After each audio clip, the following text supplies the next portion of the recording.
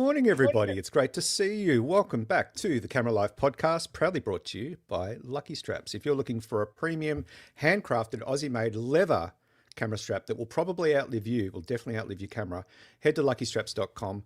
Check out the amazing arrangement of leather camera straps that we have, everything from wrist straps right through to our premium deluxe leather camera strap.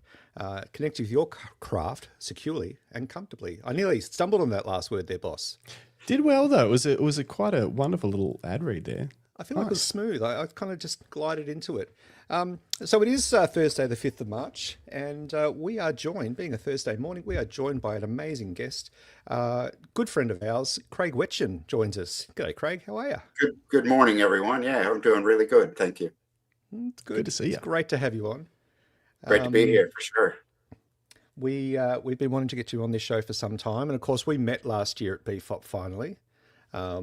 Met in person. We got to hang out and have a few D&Ms, which was lovely. Yep. We've got a lot to unpack. You've got quite a comprehensive story that we want to dive into, and I'm sure the folks watching and listening along are very, very keen to hear more about you. We recently saw that the folks over at Tamron Australia, that Get the Shot podcast, stole you. They scooped us. They seem to be stealing all of our guests. They scooped us. Damn it. No one ever scoops you guys. Come on, we're all sharing the camera love, right? Yeah, that's right. That's right. Yeah. That's We're right. not competitive at all. Well, Justin is. I'm not. I am very competitive. Sorry for that. As long as we slurp, everybody. as long as we get more views than them, it's all good. It's all good. Yeah, absolutely. Shouldn't Sure. be too hard. We are, after all, the only live photography podcast with a live call-in number on a Monday night. So That's true. We've they got don't that. have that. Yeah. They've got fancier production though, but that's okay. We're live. We're live. That's right. We are. Now, Craig, you wear many hats and have worn many hats in your creative career. You've been, or are still, portrait photographer. You're a workshop instructor. You're a published author. You photograph events, and you're a champion of mental health and mental health awareness and support and advocacy, which is amazing. And we want to cover that in a little more detail because that's a subject that's very close to my heart. But you're also an educator, and you have been for quite some time. So I might lead with a question about education. What, given your experience as an educator and a active member of the photography community, what are the key differences you see between when you got your degree, way back when? I won't say how long ago, but when you got your degree, and what you're seeing in new student photographers these days. What are some of the key standouts that you think will define the next generation, or perhaps the next generation of craft? Yeah, well, this is kind of a loaded question because now you're showcasing my age. Because when I got my degree in in industrial scientific photography. Ooh. Oh. That's deep and meaningful, isn't it? What does that mean? Just before you go to that, industrial scientific photography. What is that? Okay, what is it? I spent probably 50% of my photography education learning how to photograph things you can't see with the human eye. You needed a camera. You needed special lighting gear, arc flashes to freeze objects in mid-flight, or all that sort of fun. Macro photography, microscope photography. Oh, wow. Yeah. Cool. So, that kind of led me into getting a job as an intern at NASA's Jet Propulsion Laboratory. Thanks, Greg. Well, I'm quite proud of that. I mean, come on, it is huge. I mean, to think about how many opportunities get thrown your way, and to try to capitalize on that opportunity. And yeah, I believe it or not, I got offered a job after my internship, and I turned it down. I know, right? Yeah. Wow. But look, I wouldn't be here talking to you guys and talking to the photographic community if I had taken it up. But look, going back then, so I graduated in 1995, and Look, digital first came out. I held some of the first digital cameras in 1994, and look, it was definitely an eye opener. But back then, photography was about crafting an image and taking your time, and it wasn't instant gratification. So you had to actually really consider and think about what it was you were photographing. So, like I said, I was photographing things in mid-flight. So we're talking milliseconds, Yeah. fractions of seconds, and you had to set all that up. Like a landscape photographer, even today, you have to set up the shot. You have Yeah. to think about what your depth of field is. Think about, well, do I have the right weather? Um, so back then it was film, it was a process sitting in the darkroom. You had to meter everything within an inch of its life. And then you photographed it, and then you go in the darkroom and you kind of process your film and you hope for the best. Well, let's fast forward to 2026. Look, I retired, not really retired from teaching, but I retired from teaching at university. But um, these days, and even 4 years ago, 3 years ago, it was this instant gratification and just spray and pray. So you can shoot 1,000 frames. It costs you nothing to take those photos. Yeah. And I used to really pressure my students and goes, guys, think before you press the trigger. Consider what you're metering, what you're looking at. I gave a presentation at Waverly Camera Club the other night, and I was saying, own all four corners of your frame.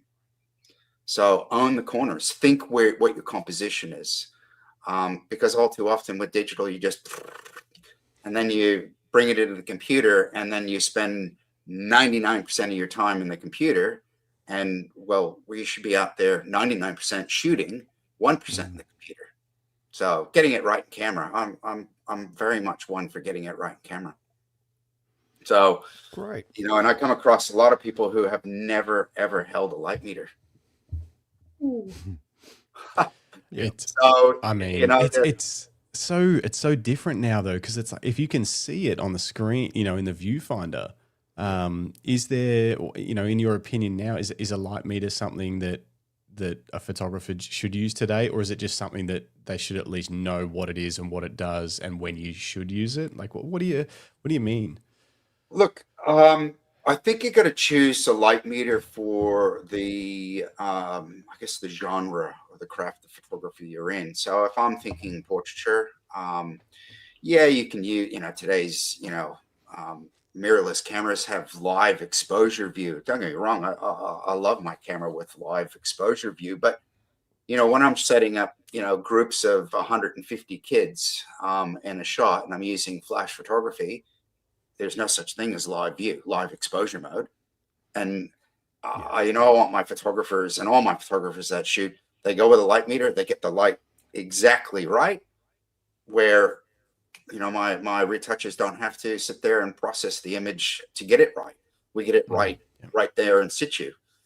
So to understand, understand how flash photography works and how that sort of stuff works is just so vitally important. But in the landscape, dare I say, in the olden days, I ran around with a spot meter because I was shooting 4x5 film.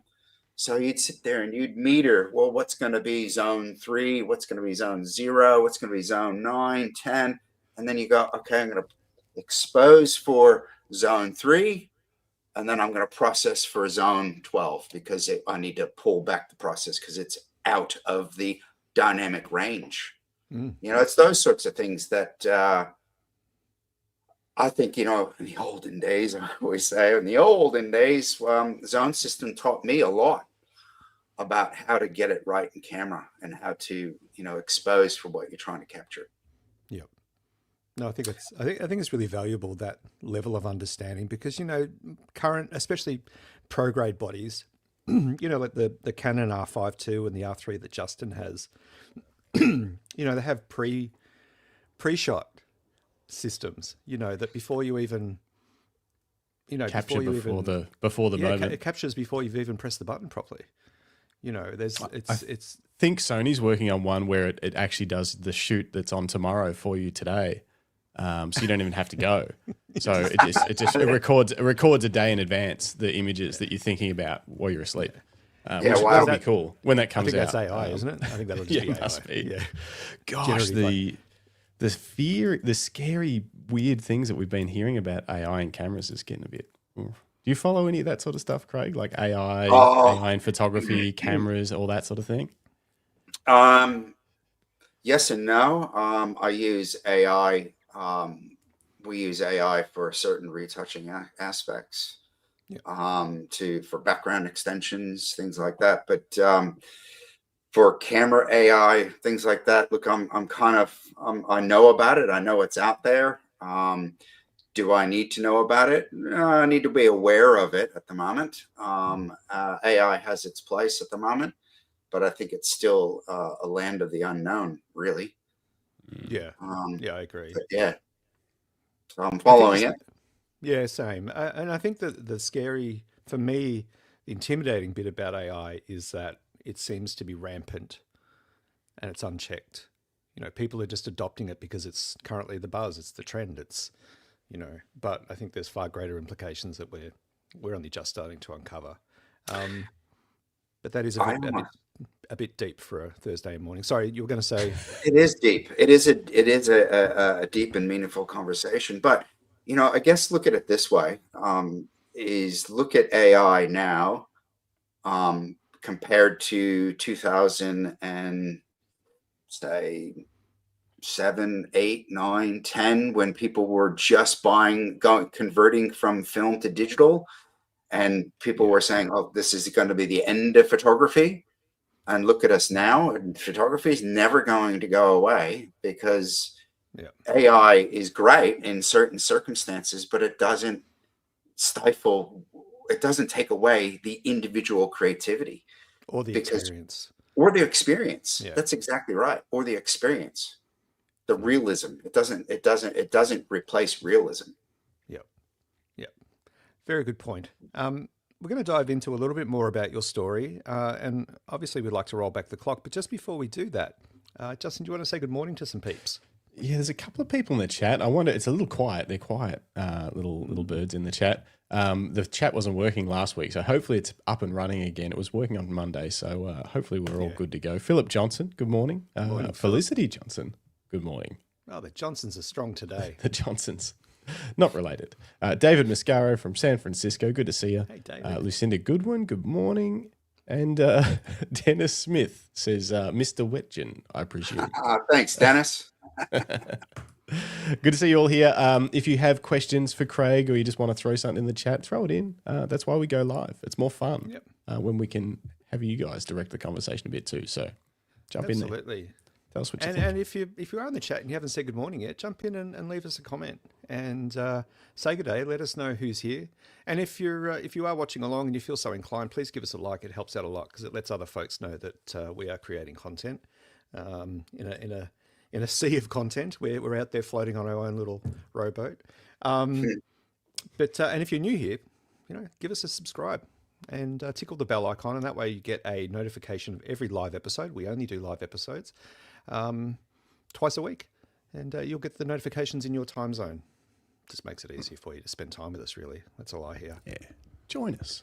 I think that worked, Greg. I think this is a new name. Kiralee Cooper, 1530. Is that a new name? I don't know. Cool. Kiralee. Cool koala picture. Anyway, okay. Where to from here, Greg? I've got so many questions already. I know, there's so much to cover, and it's nothing to do with your age, Craig. Oh, partially, but anyway, we won't have that topic again. Let's go right back to the early days, before you picked up a camera, before your gig at NASA.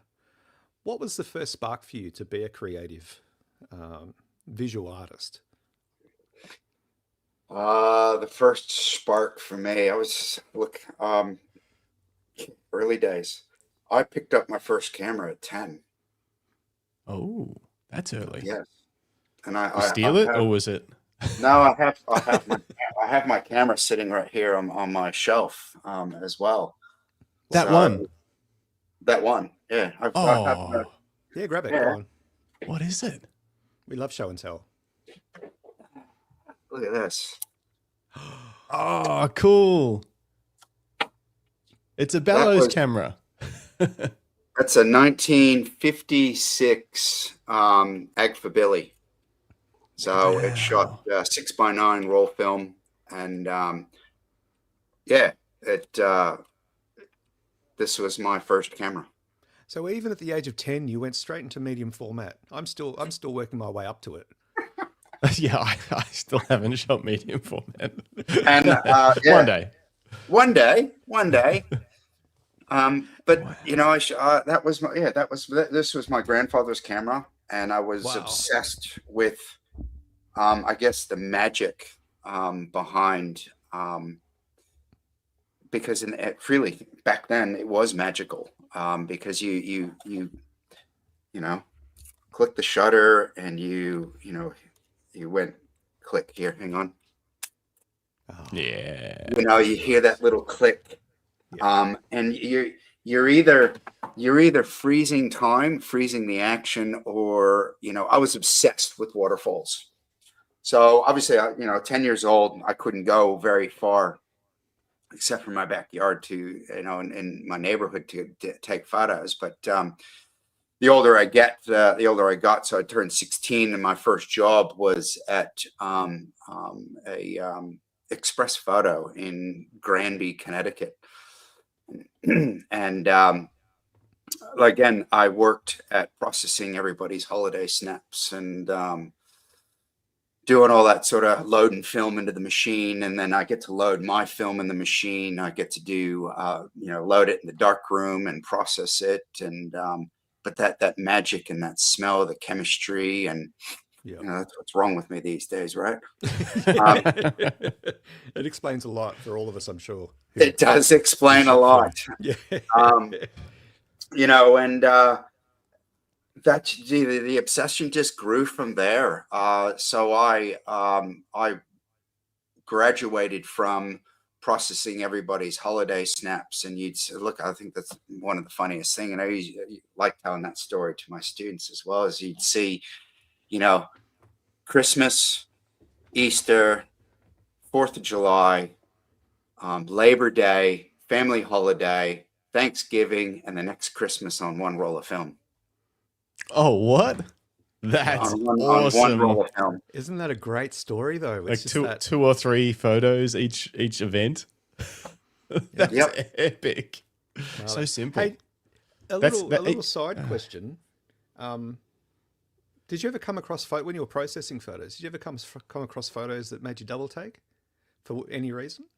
Yeah. Anything weird, crazy, naked, kinky? Of course, weird. There was stuff that I just like. Ooh, okay. It was There's a lot of risky stuff, especially when I moved to another lab.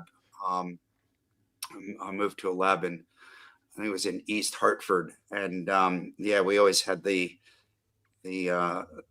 usuals, and we'd always say, well, who's going to process this one and who's going to print this one? I'm like, oh, do I have to? Yeah, we won't get into it. I guess I hadn't really thought about this, but people have, weirdos have been sending people dick pics forever. It's just, it used to be in the mail, and which means some poor person in a photo lab had to process it. Had to see them. Yeah. Was there any limit? Was there any rules around that stuff, or was it literally anything that's on the film, you just process it, move on? There was never a point where you're like, hey, you can't bring that shit in here. Like you can't. I'm not developing this anymore. At 17, 18 years old, even today, if you see anything younger than that age, you really question, and you'd be bringing it to your supervisor and going, right, get the police or something maybe to have a look at this. Yeah. But I just got to a point I wouldn't do it. I would never put my hand up to process or print it. It just wasn't. No, I just couldn't do it. Yeah. Because But now it's so easy. Everything's just digital, so no one has to do that stuff anymore. But yeah, that was it. Every single image taken, someone had to process it, unless the person themselves had their own darkroom. Yep. Yeah. Yep. So interesting. It is. Oh, it's yeah. But So yeah, look. Go on, sorry, mate. No, that's all right. Go ahead. I was just going to say, so, you know, between the age of 10 and 16, you're processing photos for everyone else, and you're getting more and more involved in the craft for yourself, I imagine. Yeah. Were you also bringing in your own rolls of film to process there, or were you taking care of those yourself at home? Yeah, I was definitely taking care of black and whites. I was processing either at work or usually processing it at home in the laundry, you know, blocking out the laundry room and doing all that sort of fun stuff. And then taking the film back into work, and, you know, moved into printing everybody's enlargements, and I was printing my own enlargements. But I really had an eye for wanting to get into photojournalism. So I was photographing for the local newspapers. I was photographing sports photography, events. I started shooting some weddings. I started photographing, you know, live stage events, things like that. And, you know, the lab that I was working with, the owner was good friends with my father, and I worked with the owner of the lab, and I said, look, I really want to buy a 300 2.8, and it's kind of out of my budget, way out of my budget. And, you know, this is in 1986, remind you, and at 16 years old, and you want to buy a $3,000 lens. Yeah. That's a lot of paper and rounds. yeah, it was a bit rich for my liking, but he said, look, I'll buy it for you. You just pay it off with the way keep working and keep doing. So I just kept working, and I just paid off the lens. And that's awesome.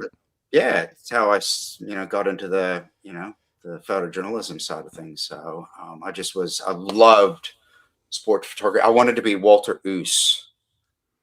Who's Walter Oos? Walter Oos, IOOSE, I think. Walter Oos. So Walter photographed for Sports Illustrated, and so then because I was so obsessed with photographing sports, I sent a letter to Sports Illustrated, which I still have. It's somewhere in my cacophony of memorabilia, photography wise. Nice. And I got a letter back from Sports Illustrated about how I can get involved with, and what to do, and what processes, and what schools I need to look at about becoming a photographer at Sports Illustrated. Wow. And how do you think that generosity that your employer said, look, I'll buy it for you, you can just pay it off through working, that feels like a pretty pivotal point for your life as a photographer, that if that hadn't happened, do you think you'd be in a very different place? Or would you have found a way? Oh, I don't think to be honest, wow, that's big. That's a deep and meaningful question. Well, it's one of those sort of sliding doors kind of concepts, you know, that if that hadn't been offered to you, where would you be? I know that's an infinite question, but I don't know. I probably just would have kept using the camera gear that I already had. I would have tried to keep saving up. I would have done something to make it happen. You know, it's one of those things that if you want it bad enough, you'll find a way of getting it. When you put it out to the universe, when you verbalize, and, you know, as you know, I'm a firm believer in mental health and mental well-being, and getting stuff out of your head, verbalizing what you want, because this is just a storyteller, but your words and how you talk with friends, and you put it in writing too. You put it on a piece of paper, or I used to tell my students, you know, if you want that car, print off that car, put it on your pin board, and that's your goal. If you want to buy that car, you need to find means to buy that car. So I found means to buy that lens. You know, my dad could have bought it for me, but what, he wanted me to work for it. So I worked for it. And that's again, working for and working hard for what you want to achieve. You are your master of your own domain. So the harder you work for it, you're going to get what you want if you verbalize it, if you dream it, and you can become it. Yep. Yeah, we had a chat a few weeks ago with past guest of the show, an all-round champion, Lucinda Goodwin. What did she call it? Was it a witchy woo-woo? Witchy woo vision board. Vision board. Yeah, I'm still working on mine. Yeah. But yeah, I'm working on one. I haven't printed out. I've got my big calendar up, but I haven't printed out any pictures yet. But do you remember the book The Secret, Craig? Do you remember when that came out? That book, The Secret, and it went viral. Well, whatever viral was back then, it was popular. I guess that's the term. It didn't go viral, but it was. It was that kind of thought process, but it kind of took it to a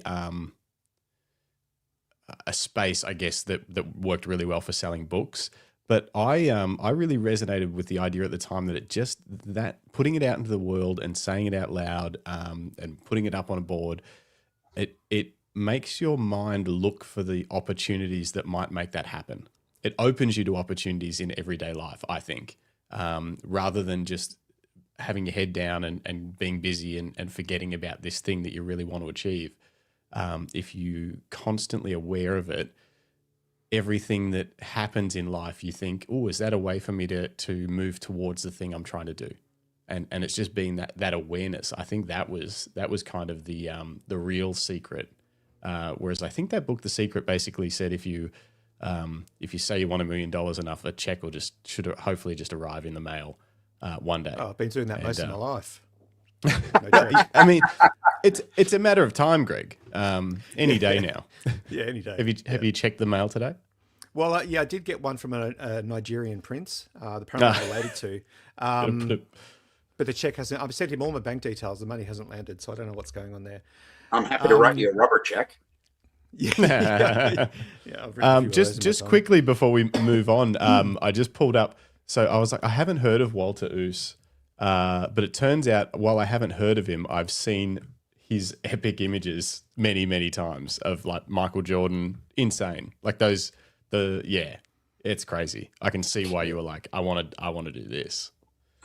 Look, and I took a lot of lessons from the more, when I was teaching, and the more I look back at listening to interviews with Walter, and he would photograph from the most obscure angle and the most obscure location to get something different and a different shot and a different perspective that you wouldn't normally see. And that's kind of how I kind of look at my photography. And, I'm sure we'll talk about my walks for well-being. And look at that viewpoint. Yeah. I mean, holy crap. Yeah. It is crazy. This is for those just listening. It's that shot of Michael Jordan from above over the top of like a beautiful blue court. But it's the shadow, his pose. It's perfectly framed. Everything. It's you couldn't imagine a better way to shoot that image ever. Was that shot on film? That was definitely shot on film. Wow. Yeah. That's insane. So if you think about, I'm really glad you brought this photograph up, Justin, and you researched him and brought him up, because it's just that point of view. I mean, look at aerial photography now, and everybody loves aerial photography because it's a point of view you don't get to see every day unless you're staring at a window of a plane. That's like why shooting at a dog's point of view, a dog's view, shooting, getting down low, getting down and dirty. Yeah. And that's what really resonated with me. And that's why I wrote that letter to Sports Illustrated. I went down that path, and it led me down to other paths. But every path and journey that you take down in your life and your career will lead you down different ways as well. Yep. Yeah, Most exactly. definitely. So you're shooting for Sports Illustrated. How does that then relate to you landing a gig at NASA? Well, I didn't shoot. That's correct. I didn't shoot at Sports Illustrated. Sorry, I thought I heard you say that. That's I wanted to be a Sports Illustrated dream. photographer. That was my dream.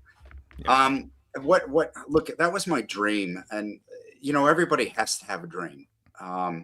Whether it's being a Formula One race car driver or my dream was always doing what I'm doing right now, talking to you guys, running my own photography business. And I've never not been in photography. So it just kept leading me down to wanting more from my photography. And I was out on the sidelines of a baseball game, and with my beautiful 300 2.8 on my monopod, and photographing a baseball game, and this other photographer, we're chit-chatting away, and I'm shooting for one newspaper, he's shooting for another. And I was just saying, just wanted more.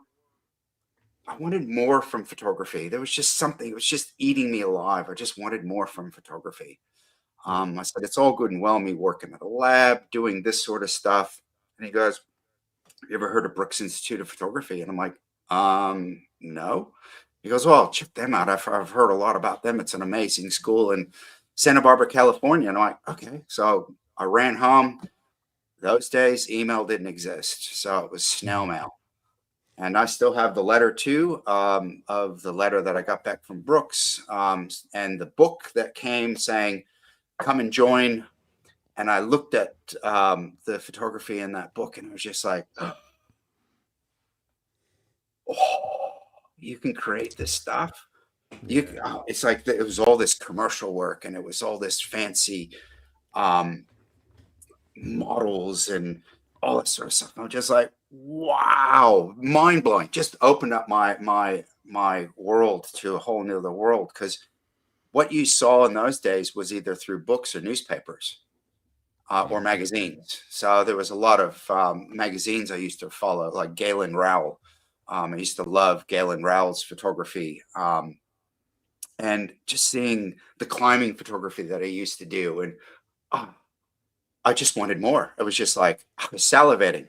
So I literally packed up my car without even being accepted at Brooks Institute of Photography, and drove clear across the US, showed up in the door in Santa Barbara and said, I want to study here. And they said, write us a check and study. So I did.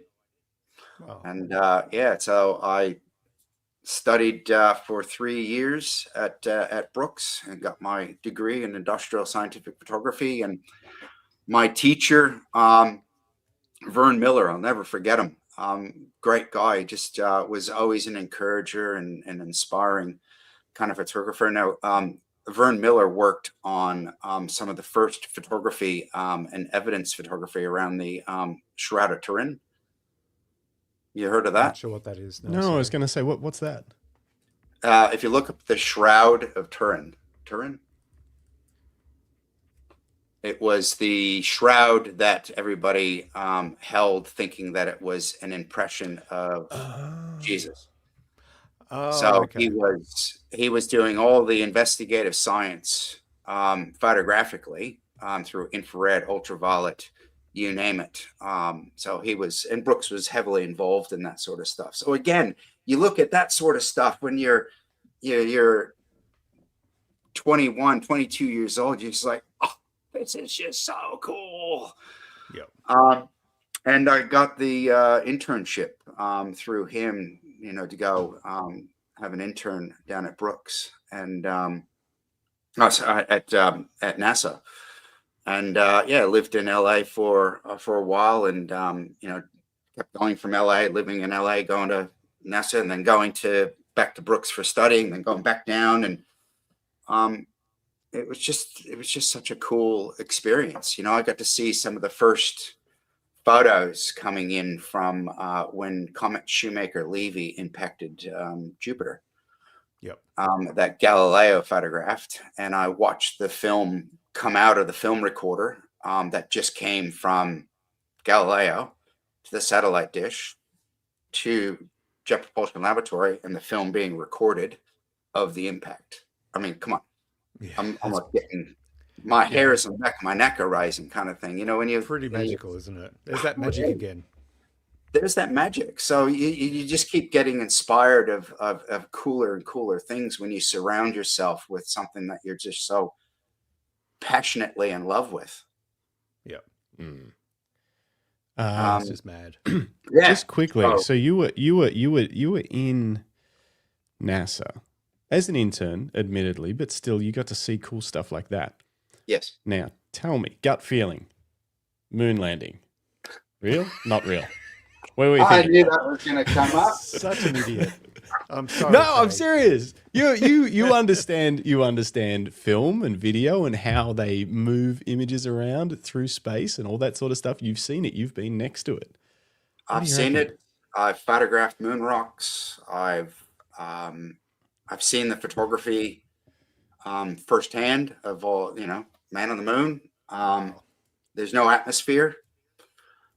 The photography is like ridiculously sharp. Yes, it was being shot on a Hasselblad. It was just mind blowing. Look, Is that what they took? Is that what they took up there, Hasselblad? Yeah, especially. yeah, and they left them there. Really? They left them. They're still on the moon. All the Hasselblads that they brought up there are still there. Ooh. Allegedly. Imagine if Artemis actually eventually lands on the moon and they pick them up and bring them back. Oh, they'd be I know, worth, right? Bananas. they would be worth so much money. It'd be off the charts. It Yeah. would. Be off the charts. But Yeah. some billionaire would buy one for sure. Yeah. So yeah, Oh, so pretty- that's yeah, that's amazing. What an incredible got experience at that age. yeah, and I got to hold some of the first digital cameras, which I have not from NASA, but I have Oh, they were not interested. It's not the one of, point. one of the first commercial digital cameras. Oh, what? That's the one everyone talks about. The Yeah. Nikon with the giant Kodak. The hard drive look in at here. It was Is that like a serial port? Like a attached Yeah. with a SCSI serial port type thing. Sweet. And so check this. I mean, you can probably see the size of the sensor in there. Oh, it's Yeah. I've got one of them in my phone. Yeah. Gosh, I think it that's was I think it was crazy. 1.2 megapixel. Yeah. Oh, that's so cool. I can't. So was and that- that looks in great condition too. Was that your? Yeah, it looks mint. Was that No, yours? it was not. It was not. It was not mine. It was gifted to me through a friend. But but it was a camera that was used here. So that was not the NASA camera. That's for sure. Yeah. No, But that's no, the but first You could digital tell camera. that story. I mean, people would believe Yeah. you, Craig. You're very Just- I likable could. and Yeah, I believable. could. I mean, So- well, that's it in the same theme of the moon landing. Just no, just pretend. Oh, dear. I say it all the time. My brother-in-law's it really riles him up when I tell him, and you throw out some of the the popular theories as to why it wasn't real, and he gets away. He's like, no, they went there. Look at this. I'm like, oh, yeah, but what about the flag? The flag waving. He's just like The flag It's so waving. good. The flag was waving and moving because they were moving the flag. They were putting the flag in the ground, and it had a stick to keep it so it to didn't hold it out. hold it So out. it didn't just look like a sad flag like this. Correct. Yeah. Couldn't have a Correct. sad flag on the moon, Justin. No, it wouldn't be National very much pride was at celebration. stake. I always say my comment is there are so many people involved in that. Something would have come out, surely. China or Russia would have completely Yeah. debunked it as well, but Yeah. They haven't. No. the evidence is so clear that we were there. But anyway, Yeah. that's a long story. But anyway, we could I fight love with that it. all day long, Justin. No, Good. I like the discussion because it's fun. I'm open to the idea that it's possible. This is my theory. It's possible that some of the footage was set up in a, like a soundstage or whatever, because they didn't want, like, what happens if the feed doesn't work or something like that. You know what I mean? They Like, did that movie about that a couple of years ago. did they? Like Yeah, the Scarlett Johansson was in it. She was like a marketing exec, and she was the one that allegedly it was Tatum Channing was one of the actors. It was only a couple of years ago. Fly Me to the Moon, maybe? I'm not sure, but it's worth checking out. It's fun because it does that. They set up a soundstage just in case. And then the twist in the story was that they were going to just do the soundstage anyway, just to be safe, and cut off the feed from the NASA cameras. But anyway, you'll have to watch the movie. It's a good movie. I'll watch the movie because that's that theory. No, I said I'll watch it because I haven't seen it. But that's the theory that makes sense in my head, because they'd be like, well, we can't have this big thing. You know, the world is watching, and then something happens with the feed and it just doesn't work, and we can flip to the pretend one. That's the only thing that would make sense in my head, other than it's plausible. I think Craig's like, no, there's no way they did that. Just like the one comment here, but the Earth is flat. Yeah, right. Yeah, Robert Varner, he knows what's up. There's a lot of evidence for that too. Just a couple of other quick comments before we move forward. From David Mascaro in San Fran, I wanted to apply to Brooks, ended up at San Fran State. And another little refreshing comment from our friend Dennis, sitting on the deck with a coffee after getting home at 3 a.m. from a light painting session, listening to Craig. Dream it and it can happen. Absolutely. Dream it. Yeah. A question about your time at NASA. And also I want to just ask you a clarifying question about your choice of study. But first, let's talk about NASA. What was the single greatest, as a visual creative, as a photographer, what was the single greatest lesson you learned from your time there?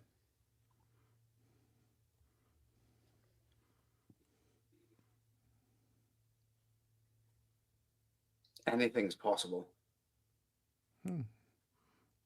Lovely answer. Is that in terms of like you're seeing teams of people come together to do amazing things, and you're just like, wow, if you know, like it as in this has never been done before. These people are going to do that, and it opened your mind to the fact that anything's possible. Yeah, anything's possible. Research, science. You know, some of the fondest memories was watching video production of these guys sitting in the back room, all these video gear around, and they were trying to figure out why Galileo's main antenna never opened. So the science behind, opening that main antenna, what happened, why it didn't open, going through all of that their own research and looking back at the footage, that, anything's possible, anything can happen, and anything can break. Nothing's perfect. Yep. Perfection is only in your mind. Yep. So yeah. What an amazing place to start your career. That's insane. So cool. And if I didn't study, you mentioned Greg before, is what led me down the industrial scientific photography degree path was I was just fascinated by freezing things. I was fascinated with infrared film. I was fascinated with photographing things under ultraviolet, and using, having ultraviolet filters on the front of your lens, and you can't see through it but the light's right there. All light is right in front of you. Yeah. And that's just something that just fascinated me. But I think it set me up in good stead from the standpoint of organization, documentation, because when I was all through Brooks, you had to create these computational books, and I do have them. I do have them here. So. I've always just got everything from. I know. I haven't got anything from 3 years ago.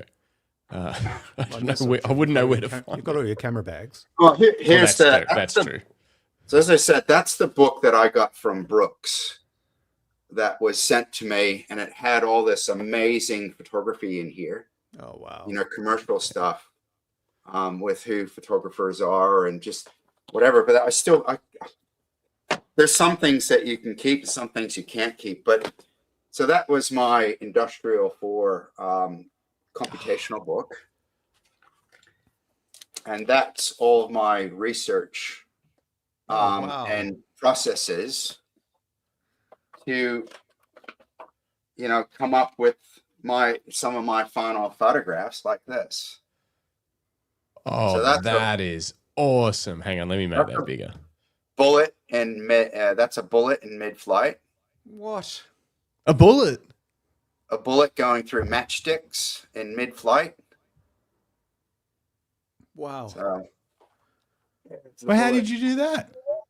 Oh, you can even see where the... You have to tell us now. You've got it written down there. How'd you do it? Yeah, read it out. But you can even see where the what is it called? Where there's that sort of the shockwave. V shape, the shockwave. Yeah. Look at that. Pushing it in front of I don't know. I think this was done on a soundstage. I don't know. Yeah, Photoshop. I think that's fake. I don't know if Gotta be fake. this is what he learns at NASA. He learns how to fake stuff. But you know that. No, how did you They've do had that? AI for decades. And that's how we had to test. We tested what a silencer does. Oh, So- really? Yeah, Is that the shockwave wow. bouncing back or something? Yeah. In the Right. one behind? Yeah, Is that the the Look at it. Yeah. Oh wow. This is insane. So look, it's called shadow graphs. So these are shadow graphs. So they are they were on 8x10 film. And you'd have to work in, this is milliseconds. So we're talking, I think if I look at the time,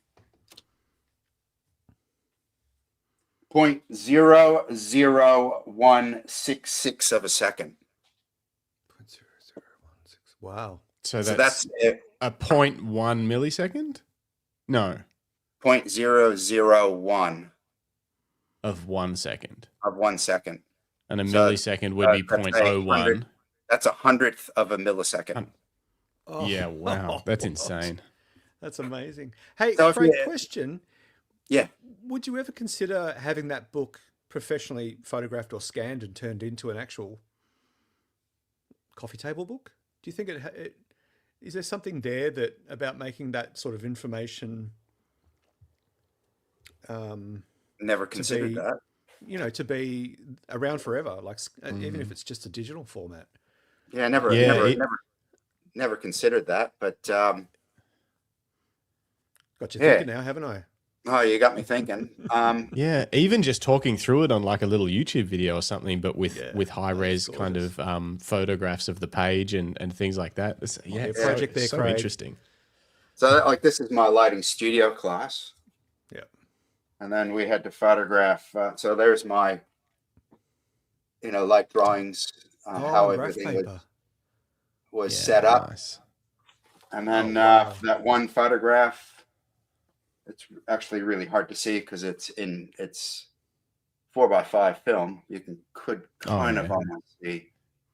It's hard to see that, but Tricky. I don't think I've got any prints of that. But I had to photograph a mirrored cube. So, and lighting the mirrored cube, my extra credit was having all the sides different colors. Can you see that mirrored cube? Yeah, I can Yeah. see yellow and Yellow, blue, purple, and pink. So that was on black glass, and I had to photograph. So that was my extra credit, is I had to work out how to photograph a reflection, get the different color on a reflection. Yeah, wow. So it's That does your almost head in. they're like problem solving puzzles with photography to be able to have lighting. scientific application and things like that. It's problem solving, not just through photography, but through lighting. And that's Yeah. what set me up for a true understanding of educationally of lighting. And I learned even more about lighting the older I got, the more I shot professionally and things like that. But I'm seeing questions in here and people are like, oh my God. Look, the just a short answer is photographing those bullets in mid-flight. It was a shadow graph.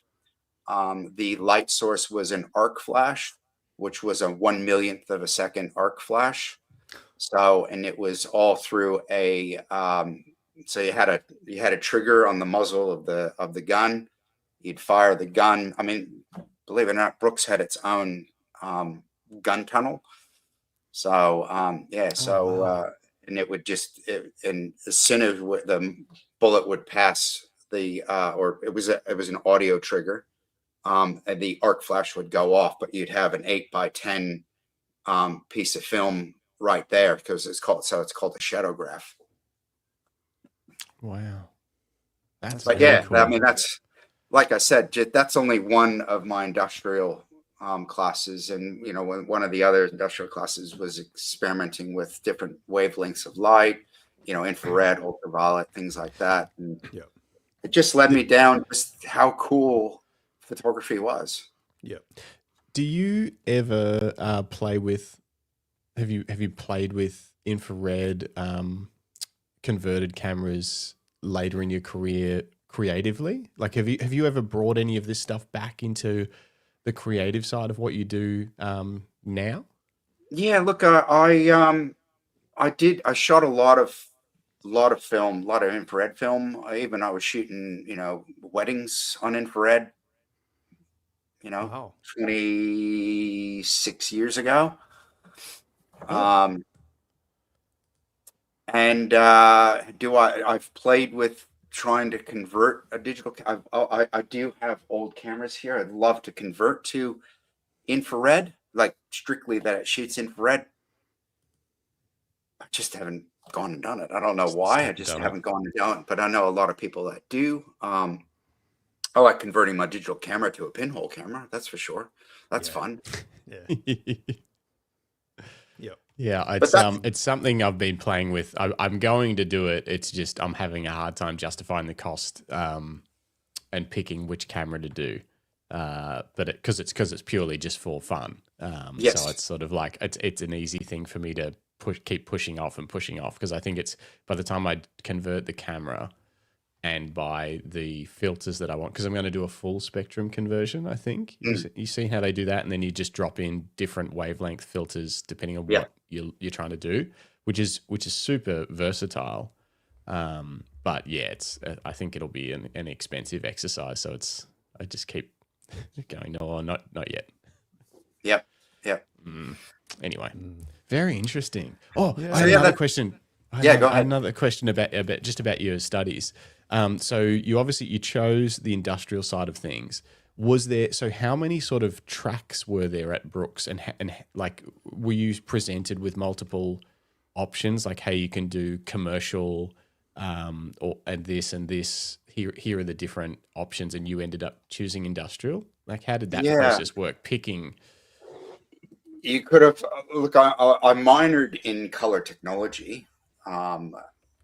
But so I could have done a color major. I could have done photojournalism major. I could have done a commercial major. And believe it or not, you know what, my end of year, my graduating portfolio. So, you know, just like with every education, you have photography wise, you have an exhibition. So my graduating exhibition was all landscape photography. So it's all shot on mobile. Yeah, I know. Go figure, right? I got an industrial scientific photography a degree with a minor in color technology. I worked at NASA as an intern.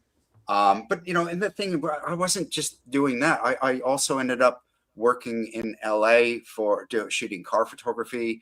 I was working in LA shooting some fashion work, assisting more, I should say. But I was experimenting with all sorts of facets of photography. So, you know, I just broadened. NASA was just one, you know, arm of a direction that I could have gone in. But yeah, just going to LA and photographing car shoots or assisting in car shoots, and then going up to San Luis Obispo and photographing with a photographer shooting fashion, you know, and I was a film runner. So I would have to run from all the way up there, go all the way down to LA, bring the roll with me, sit and wait for them to do a snip test, then jump back in my car, go all the way back 2 hours, drive all the way back up with a snip test. What's a snip Really? test? Sorry. Yeah. So a snip test is, so the photographer you'd photograph a roll of film, and you'd you'd have your specific exposure that you'd expose for. And he was shooting slide, so transparency film. So a snip test is you would do a 6-inch snip. So you would pull the roll out in the dark, obviously, snip it, suck the roll back into the canister, process that, run the snip test back up. He would look at it and go, it needs to be pushed or pulled. So it needs to be pushed for more exposure or pulled to hold back the exposure. So I did that. I swept floors at a job. Do you know the car photography job? I was sweeping floors, and then he had to step out and he goes, "Can you finish the job for me?" And I'm like, "Okay." So I had to jump in and finish the job for him. And I was just photographing the inside of an engine of a car. So yeah. That's so cool. Just, yeah, you never know where the opportunities are. No. And that's right. I mean, and you make your own opportunities by trying all sorts of different opportunities. NASA was just one opportunity. Working and assisting in LA was another. Yep. And in that time, I guess now that brings me. Why am I talking to you guys? I'm talking to you guys because I moved to Australia. So I moved to Australia 30 years ago. So it was through all that. Vern, my teacher, said, "Look, how'd you like to go to Australia and get your master's and teach down in Australia?" And I'm like, "Say what?" But with saying that, my best mate, who I'm kind of looking at a photograph of him on the wall here, he was already here. He was my college roommate as well at Brooks. Yep. And he already came over as in the exchange program with Brooks and RMIT here in Melbourne. And so I kind of knew of what he was doing. And when I was offered to me, and I'm like I said, "Say what?" I took the opportunity, but I still had to wait a little bit. So then I moved to Seattle, Washington, and I worked at a food photography studio. So there you go. So another opportunity, another avenue and facet of photography I was experimenting with. And yeah, I waited out everything to happen to get to move to Australia. So I packed up my life, packed it in boxes, put it on a boat, flew to Australia. And I obviously got here before my life got here, because I had to wait. I think it was like 8 or 9 weeks for my life to actually arrive on a boat. Yeah, go figure. Yeah, that's nuts for your life. Was it in like an old wooden trunk? I put it in all big, thick, double-walled boxes. I think I brought 4 big, giant boxes over, because I remember we had to go and pick it up, and we needed a van, a big van to get my boxes out of customs out of Port Melbourne. But yeah, that was 30 years ago. Yep. Last month I moved here. So 1st of February. Nuts. 1996. Crazy. Excuse me for 1 second, guys. Someone's bashing on my door. I'll be back in 1 sec. Oh, okay. Very good. Just while Justin stepped out, I want to stay up on top of the comments. Where were we? Bruce Moyle said, "Damn, I should have snooped around Craig's office when I slept on the floor there before BFOP the last couple of years, surrounded by cool stuff." You didn't even know it, Bruce, that you were surrounded by some very cool stuff. We're very disappointed in you for not snooping more. Who else we got here? We've got David Mascaro from San Fran. I believe the Nikon F5 had a commercial of stopping a bullet. They did. I do remember that. Yep. Photographing a bullet, or they just shot an F5 and it literally just stopped the bullet, because I've got one. It might withstand a bullet. Yep. That's a beefy camera. From Dennis Smith, came here for the mental health chat, leave wanting to photograph bullets. Be careful, Dennis. Be careful, Dennis. Oh, bullets with It's different light over painting, here. Dennis. There's a Different challenge. over here. And then David Mascaro asked a question. Craig, where are you originally from in the US? All right. So I'm originally from, I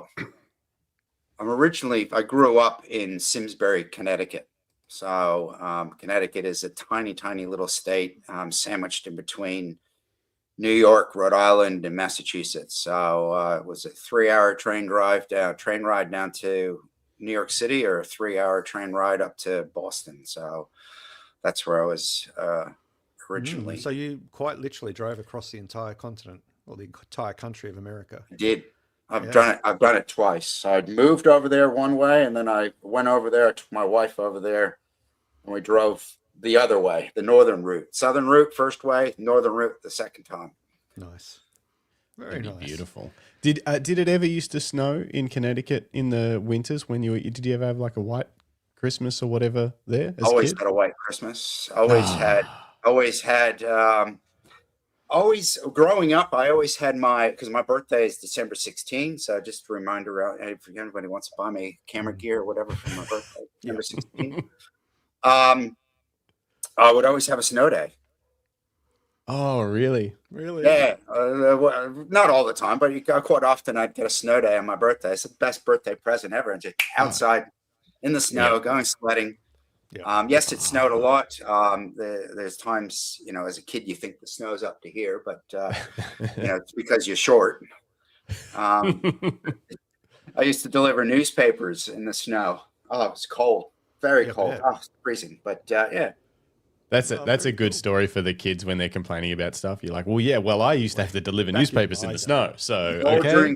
Knee-deep snow. Yep. Yep. Yeah. Oh, that's so cool. The white Christmases. Yeah, it just sounds so magical. It does. But that's Hollywood's fault. That's right. It is. It's really what's that movie? With Kevin? Home Alone. Home Alone. Yeah. It's a bit of that. Yeah. He's back he's back in the screen. I saw him on something the other night. I can't remember what we're watching.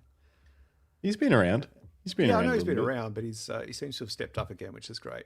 Couple of quick funny comments here. David Mascaro says, you mentioned all these California places, but you sound like an Aussie. You threw me off. You don't sound like an Aussie to me. No, but I guess you don't sound like you're from the US as much anymore, I guess. No, well, 30 years of you guys rubbing off on me, of course. And my kids mock me on my American accent all the time. But of course, I'm going to pick up some Australianisms for sure. Yeah, 30 years. It's a beautiful 30 years. It is it's a beautiful language. What Australian? Australian. Yeah, maybe that's why this podcast isn't booming overseas yet. We get quite a few US listeners, but I wonder whether they're just trying to figure out what we're saying most of the time. Yeah. But anyway. What'd you say? Yeah. Why does he keep talking about deers? I didn't realize that till I went to the States, and you say something's expensive, you say it's deer. And I said that in a shop, and they were like, "Huh?" Deers. I'm like, "It's a bit dear," and they're like, "What?" Like, expensive. Okay. Yes. Yeah. Bloody Aussies. I didn't realize that wasn't a thing. So, Craig, you've landed in Australia, and you've got a whole new challenge in front of you. You've not only got, further education, and you have to find work, but you've got to acclimatize to a whole new culture. Walk us through that, and what sort of impact that had on your ability to get out and shoot and pursue your craft. Look, it was daunting, to say the least. For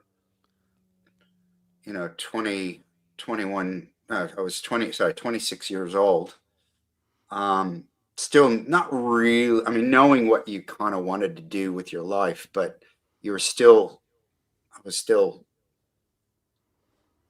having fun, enjoying being young. And I just, getting on that plane was emotional, to fly to Australia and leave my life and my family and my friends and, what I loved, so dearly to my heart, and to move to Australia.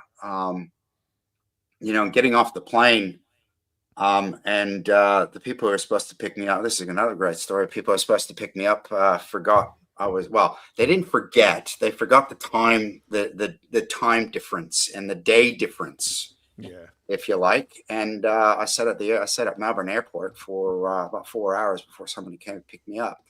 You can't so that was my introduction to Australia. That's a sad, yeah. I can just imagine you sitting on your suitcase, just like rejected already. I had one phone number.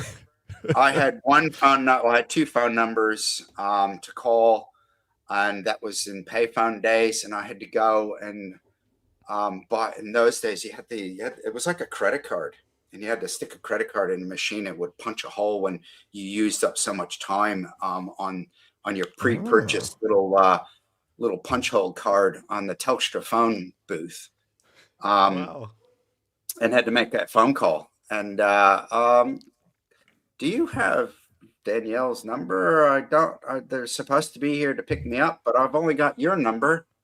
And he's like, well, I'm in the middle of a photo job. I can't come and get you. I'll have to call around.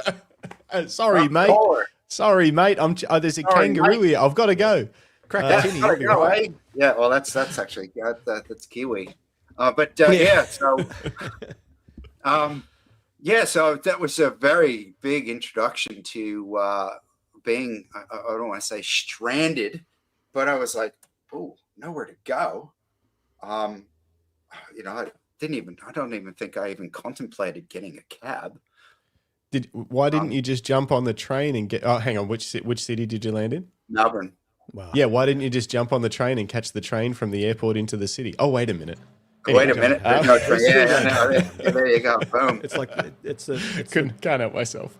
The ongoing Melbourne debacle joke. For those of you that aren't aware, no we way. don't have a train from the airport to our major city. No way to get from the airport to the city. It's all cabs now, but But anyway, So look, I just that was my introduction, and then it kind of just went from there. I was immersed into teaching photography at RMIT, and I introduced Australia's first digital photography subject. And believe it or not, I have that camera here. Wow. The first subject for digital cameras, you had to come up who come up with the curriculum and stuff like that? Like who designed that course? You did. I did. Wow. Yeah, I worked with some of the other the course head, and we worked out what to do, but then we had to find a digital camera. We know how to teach it. We just haven't got one. We got to get a digital camera. So that's when I went out to all sorts of suppliers, and I got to know Rob Gatto from KL, Australia, and he became the main importer for one of the cameras, which is a camera that I ended up. This is one of the cameras that I used when I was photographing food photography in Seattle, and it had a RGB wheel on the front of the lens, so it would take 3 photos, and that's the camera. What? That's not a camera. Is that the sensor back? That's a black box out of a plane. Whoa! Yeah, it's a sensor back. Wow. And what sort of port has that got? It was a SCSI serial port. Yeah. So it was a 6x6. It sat on the back of a 4x5 camera. I was still obsessed with 4x5 cameras when you want to really shoot. In those days, proper photography, I always said. You should use the 4x5 inch camera. You could probably fit that on a probably in those days you wouldn't be able to fit that on a Hasselblad or anything like that. But yeah. So anyway, so that was the dawn of teaching digital photography. Wow. And was that digital course photography already? You guys, sorry, Greg. So excited. No. Was digital photography education already underway in the States at that point?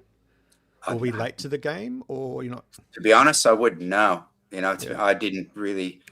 pay too much attention to it. I just was just hyper focused Yep. on. I was obsessed with digital because of this camera and shooting digitally.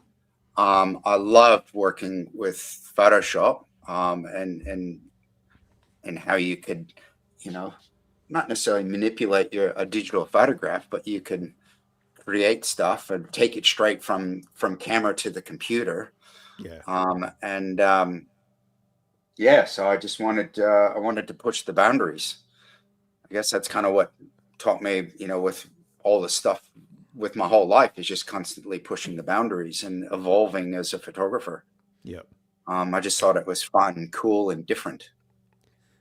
And Was that first course? Sorry, Justin, you go. I just really want to find out with that first course, was it popular? Like, was it full? Were people desperate to learn digital, or did it take a little bit to get the ball rolling? No, I think I pretty much had. Look, you really taxing my memory. I'm getting old. I think I had probably half a dozen or so students in that subject. Yeah. So it wasn't necessarily like people were desperate to learn about this tech straight away, because we always hear the stories about how some people were early adopters straight onto it. Sounds like you were, but then there were other people, particularly like photojournalists and stuff like that. There are always some that were like, I'm not changing. It doesn't look as good. I don't want to change the way that I do things and stuff like that. And it'd be interesting to know, what was the student sort of population like? Were they keen, or were they like, no, my heroes all shoot film, I don't want to learn this stuff, I want to be in the darkroom? Or they were certainly keen. They were certainly keen, because I saw the commercial the commercial side of shooting digitally and that sort of stuff. Because I mean, you couldn't shoot anything moving, because if a fly flew into the frame, you'd have a red, green, blue fly. I've seen it. You get the one photograph, but you get 3 flies in there that are different colors. Nice. I think, like I said, I mean, RMIT, even as a course back then, was a small cohort of students anyway. Yeah. So yeah. Amazing. I just want to take a brief intermission. Jump out real quick. Yes, of course. We're going to jump out for a sec. Yeah, please. We'll do an ad read. I just want to show a little community conversation that's going on. I hope the lads don't mind, but this is part of the reason why we go live, is that people in the chat can engage with us, they can engage with our guests, but they can also engage with each other and create connection and have conversations. It's beautiful to watch. And there's a conversation going on right now between Dennis Smith, our good friend Dennis Smith from South Australia, and David Mascaro, and he's kind of the starting point. Dennis has a job coming up where he's shooting in California in a couple of months, and the guy says, wait till the ladies hear your accent, watch out. Dennis doesn't have an accent. He's very neutral. And then David Mascaro wanted to know where in California Dennis is going to be shooting. Napa Valley, then across to Colorado, probably transfer through San Fran or LA, I think. And David's 35 minutes from Napa. And gosh, what a lovely place to live. 35 minutes from that Napa Valley, beautiful wine area and stuff. Yeah. Yeah. No shit, says Dennis. When the dates are locked in, I'll let you know. I'll be out light painting a bit. And David would be keen to meet up, which is amazing. And they've gone on to talk about locations and things like that. So, so cool. It's just heartwarming. It's a beautiful little story that's happening on the sidelines, which is great. While we're chatting to Craig Wetjen. Yeah. Dennis says camera life brings the world together. Well, it does. If we look out for each other, we all do better. That's right. I think that's a good way to live, especially in this climate. We won't go into politics, though. Definitely not. It's a different show.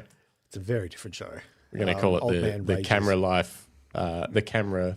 No, I don't know. I'll think of something funny. Yeah, we'll make a T-shirt. But this is a perfect opportunity to remind everyone that you are watching the Camera Life podcast. We go live twice a week, every week, and this is a special public holiday like Christmas. But we interview every Thursday morning at 9 a.m. Australian Eastern Standard Time or Daylight Time. Melbourne time is the easiest way to find us. And we interview an amazing photographer, a guest, just like Craig, and just like the amazing guests we've had in our presence over the past 2 years. We've been running a little over 2 years. That is fabulous, guys. Yeah, we Well love done. it. And then every Monday evening, we go live with the Camera Life podcast random photography show where we talk about the news, industry news. We check out some social media content that's caught our eye. We might celebrate some of our friends' work or videos that they've put up on YouTube. But we also do a segment called Your Images, where you can send images into justin@luckystraps.com.au with a little story and maybe some of your camera settings.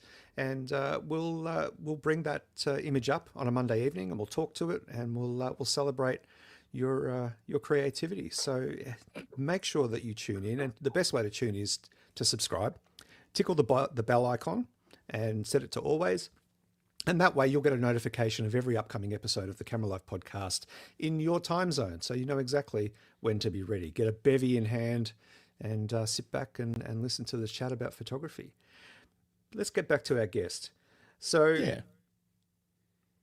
where were we? We were talking about what's going on with Dennis and David, which is lovely.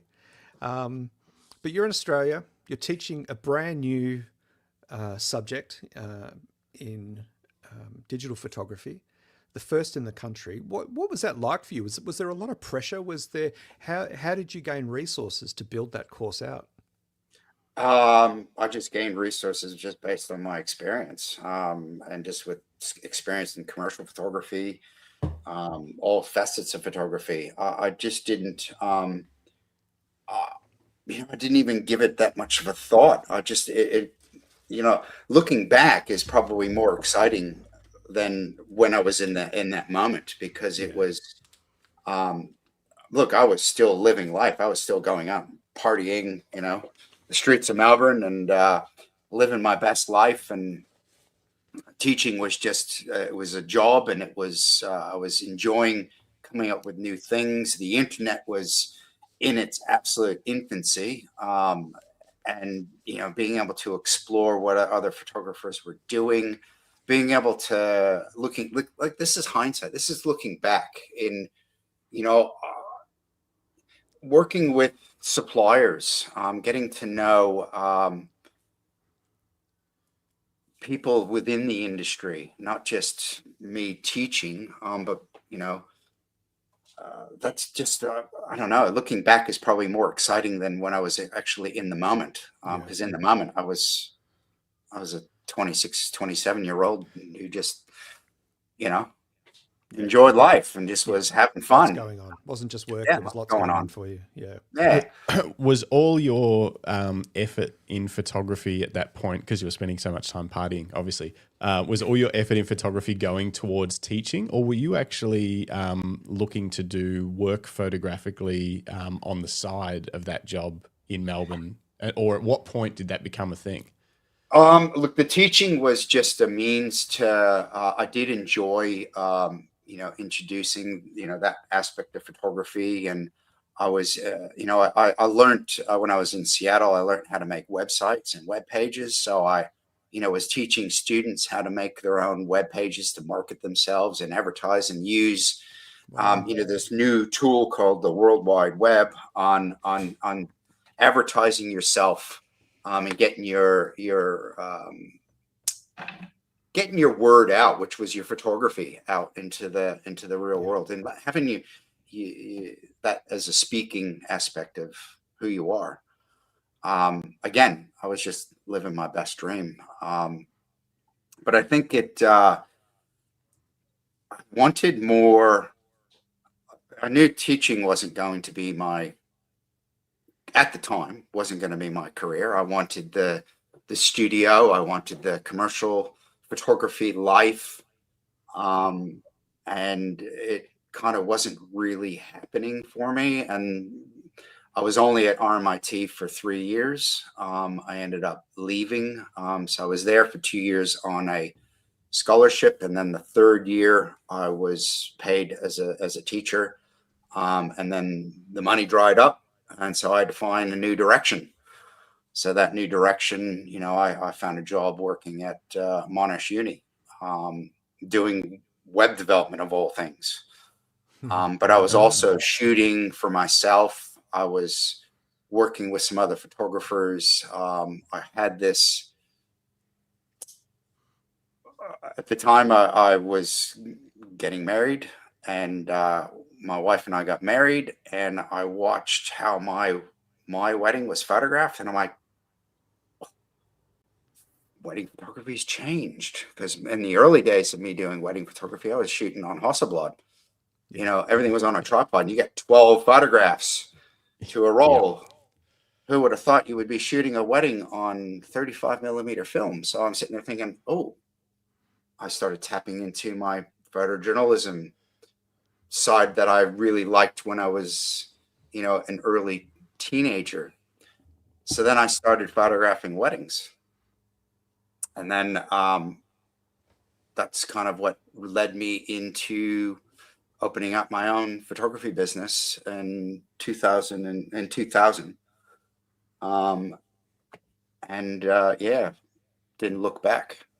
So I still worked at Monash, and then I started running a photography department at Monash after some staffing changes. But anyway, that's a long story, but I just want to get, I think, into the real juicy stuff that really probably kind of defines who I am today, is working in my own business, working for myself, building this studio space that we're in here at the moment, running my business out of this 6 meter by 6 meter shed. And it, you know, it looks like you walk in the door, it looks like you're walking into your lounge room.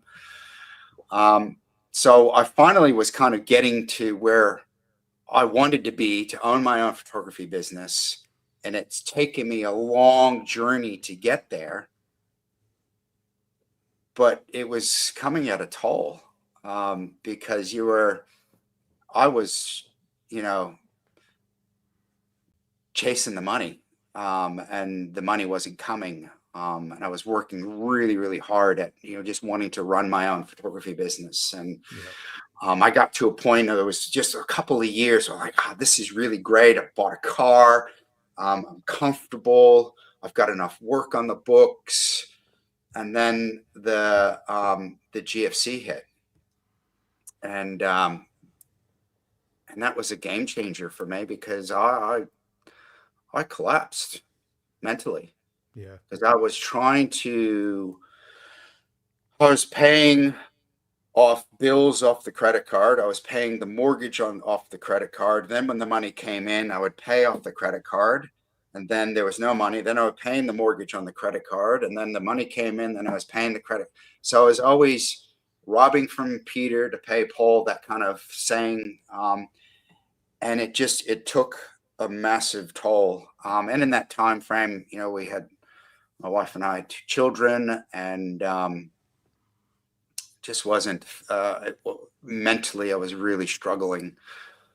And I've always been a proponent for looking after my mental well-being. You know, even as early teenage years, I never stopped from speaking to somebody about my own self-confidence. So, you know, at 16, even 15 years old, probably I was going to counselors, just working on my self-confidence. And I still do it today. I still go and I still meet with somebody. We talk things over. We give she or he or whoever my person is, coming with ideas and tools to work with. But, you know, at that time, when you get to that point, it can become a very lonely space. But I found photography was where I could get myself out of that lonely space, because it got me out of my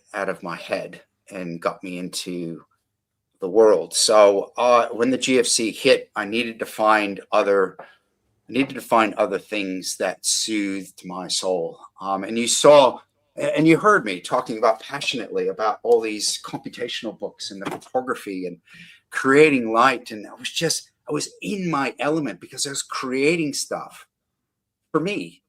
When I was shooting weddings, I was creating and getting crafty and for people.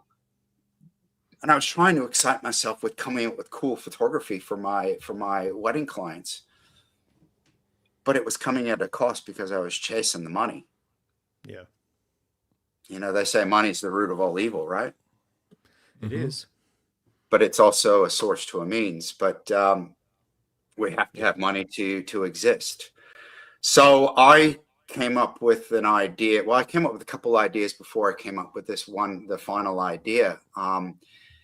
And it just went off from there. So I photographed, my wife said, can you photograph my dad in his shed? Because I want something to remember my dad for, who I know him for, what I've grown up with, and knowing what he does. And I'm like, yeah, okay. So I did that, and I'm like, I have an idea. I had a eureka moment. And I said, I had so much fun photographing my father-in-law because I was crafting an image of what I wanted. I lit it how I wanted it. I communicated with my subject. The camera and the photography was just, it sat there, but I spent more time getting to know my father-in-law as well, even though we've been married for 10 years, because I started the book project in 2010. It was about the communication that I had with my sitter, my subject. And I was able to communicate, and he communicated with me and opened up on a certain level. And he's like, well, how do you want me to pose? It's like, oh, you're doing great right there. Boom, tick, done. The photo was in the bag. But it was about the communication. And that's the more I started then photographing these men in their sheds, and I developed a project plan. And I never knew what the title of the book was going to be until the book practically came out. But for me to connect with people on a different level, but use my photography to capture that connection, was because the art of communication with photography can be lost because people can be too much, behind the camera like this, and not like I'm talking to you and everybody who is in the room listening. So I got people to talk about their favorite tool, and tell me more about what they did in their shed. What does it mean to them? So then the project took a life of its own, because I was finding more of my own inner peace, that photography is just a tool, but communication is probably almost the bigger of all the tools. And hearing these guys, I don't want to be in the photo. I just want my shed in the shot. Well, that's fine. We'll get there. We'll eventually get there. And by the end of an hour or 2 hour or 3 hour conversation, they'd be like, how do you want me to pose? Just like that. Yeah. They go from not wanting to be in the photo to, how do you want me to pose? Where do you want me to stand? Because when you show genuine interest in somebody who's in front of your camera, in the person, not just the photograph, but in the person. So that's what ended up with my Men in Sheds book. So it was, you want a bigger? Yeah, just make it a bit bigger. Look at that. Awesome cover. So, the book wasn't just also about portraits. It was also telling a story about, the incidentals of the shed, the gentleman himself. But, with me recording their story, so they've got the story along with their photograph. I wanted when you open up the book and you read the story, it's like the guy you're looking at the guy and he's actually telling his story to you. And that's, the more people were saying that my shed is where I get out of my head and I get into with my hands. And that just led me onto that whole journey of the importance of getting out of here and because the world in front of you is what's real. That's not real. That is just your thoughts. That's your imagination. Your brain is the greatest storyteller. Stop listening to the stories. You can listen to the stories, but say, oh, that's just a story. It's just your brain telling you what it thinks it wants to tell you. But the real part is getting out there, and like I'm having a real conversation with you guys, and I get out there with my camera and I get to engage with the world that's in front of me and capture it how I see it. Yep. But I'm not in here because I'm so engaged with what's out in front of me. And that's kind of where that shed book. Yeah. So Men in Their Sheds, you received a lot of attention when the book came out over time. News outlets picked it up. It was talked about. You've done other interviews about the book. For you, given we hit the global financial crisis, work started to dry up, the bills were chasing you, and this project came about. Would you define the project, the book, and getting it done, or even just the experience of doing it, was that a catalyst to reinvent yourself as a photographer, to take your work to the next level? It was. Look, it really was.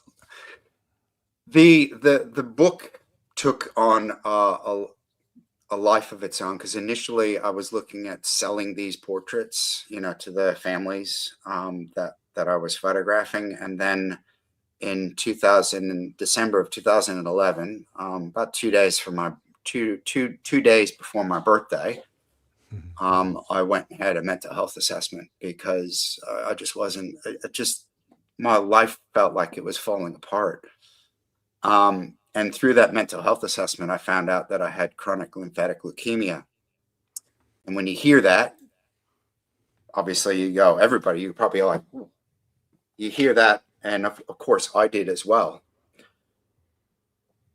I thought my life was over. I'm like, mind blown. I mean, I've been trying to chase my dream, and now my dream has just literally evaporated overnight. And I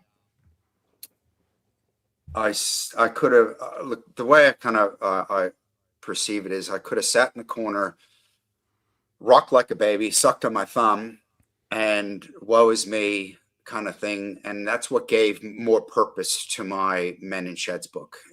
Instead of chasing the money, I did it purely out of the pure sense of the love of photography. And every success that came out of this book, being on a TV show, being on the Channel 10's The Project, the list goes on. I never envisioned that. I never wanted that. I never expected the book. I wanted the book to go global. I wanted to sell hundreds of thousands of copies. But I let it just do for me, not anybody else. Yeah. So I chased what I wanted to do and how I wanted to do it, with who I wanted to do it, and for the love of photography for me. And it just happened. Everything came with it. So once the book was published, it just went off. So I just, I had Jeff Kennett, who was the premier for Victoria. He started Beyond Blue. I had some great conversations with Jeff about Beyond Blue. I became a Beyond Blue ambassador, just to talk about, just get to open that conversation and get men to communicate. And, at the time of the book publishing, there was more men's sheds, the Men's Shed organization. There's more men's sheds than there were McDonald's. Wow. So, I think that's really poignant that, you know, it's an opportunity for men to go out in their shed with a bunch of other blokes and open up that conversation. They like working with wood, metal, or whatever. My working with my hands was with photography and crafting light. Yeah. So that's kind of how you know, my men's shed book was my men's shed. Yeah. Yeah. Oh, I just got goosebumps everywhere. Quite Yeah. literally, even my kneecaps. I've never had them in my kneecaps before, but somehow that happened. Yeah. Craig, as history has proven, you know, people's fortunes change over time. The book itself obviously propelled you forward and gave you purpose and focus, if you'll pardon the pun. Eventually, things obviously improved because not so long ago, you moved towards taking over John Travers Photography. Yeah. Well, look. Tell us a little about that experience. And what does John Travers Photography do? John Travers Photography is an event photography company that photographs debutante balls, high school formals, police academy graduations. What else? Well, I've brought in my commercial work, so I now do commercial work. And that's I've been working. I was working for Ian, who owned John Travers. He owned John Travers for 40 years. And I've been working for Ian as a freelancer since 2006.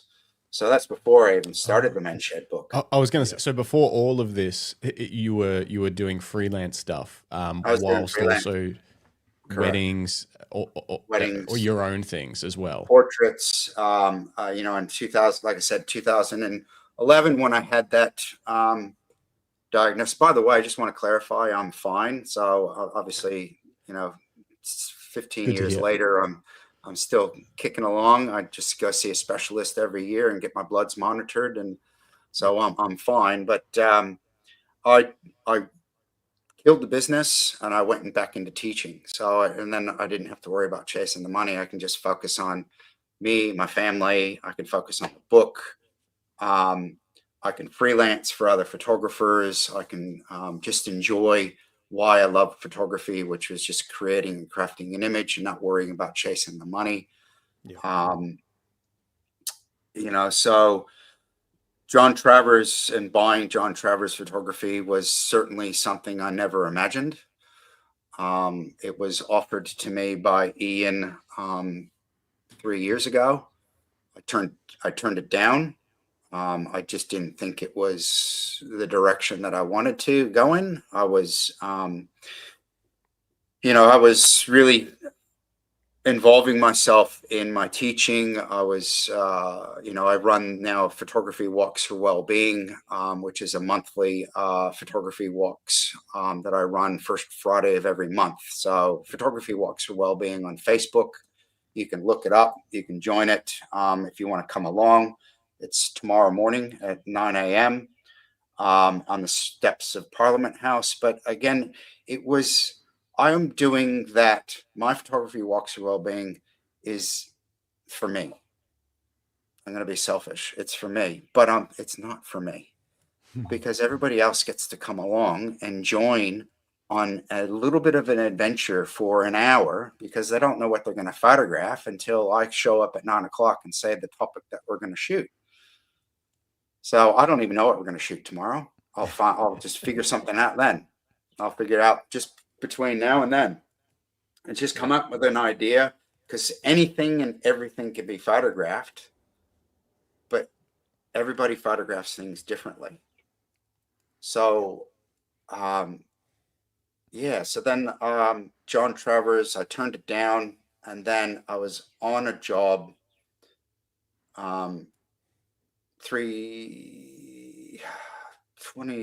took it over in 24. So it's 2 years ago now. So February 2 years ago, I was on a job and Ian was talking about his physical health and putting the business up for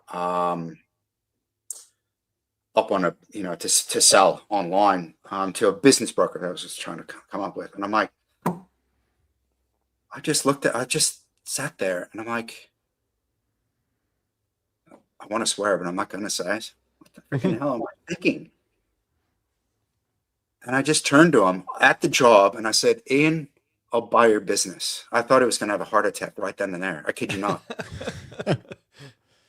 So how long after you had originally turned it down was this roughly? Like how? So I turned it down in September of 23. And then by February of 24, without even discussing it with my wife, I said to Ian, I'm going to buy your business. Brave move, very brave move. Bold move. So then, I went home. I said, Joe, I've decided we're going to buy the business. I just wasn't having any more fun at teaching either. So that was probably another catalyst. I just wasn't having fun teaching. And I'm like, you know what? You only get one go at your life. And you only got one go at any opportunities. I'm not going to let this opportunity go to waste.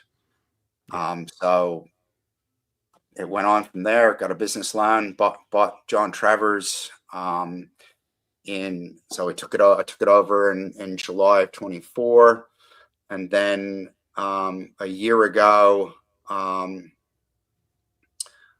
have a habit of unfortunately getting sick. So I got really, really sick just over a year ago, and I ended up with in my small intestines, small intestinal bowel cancer.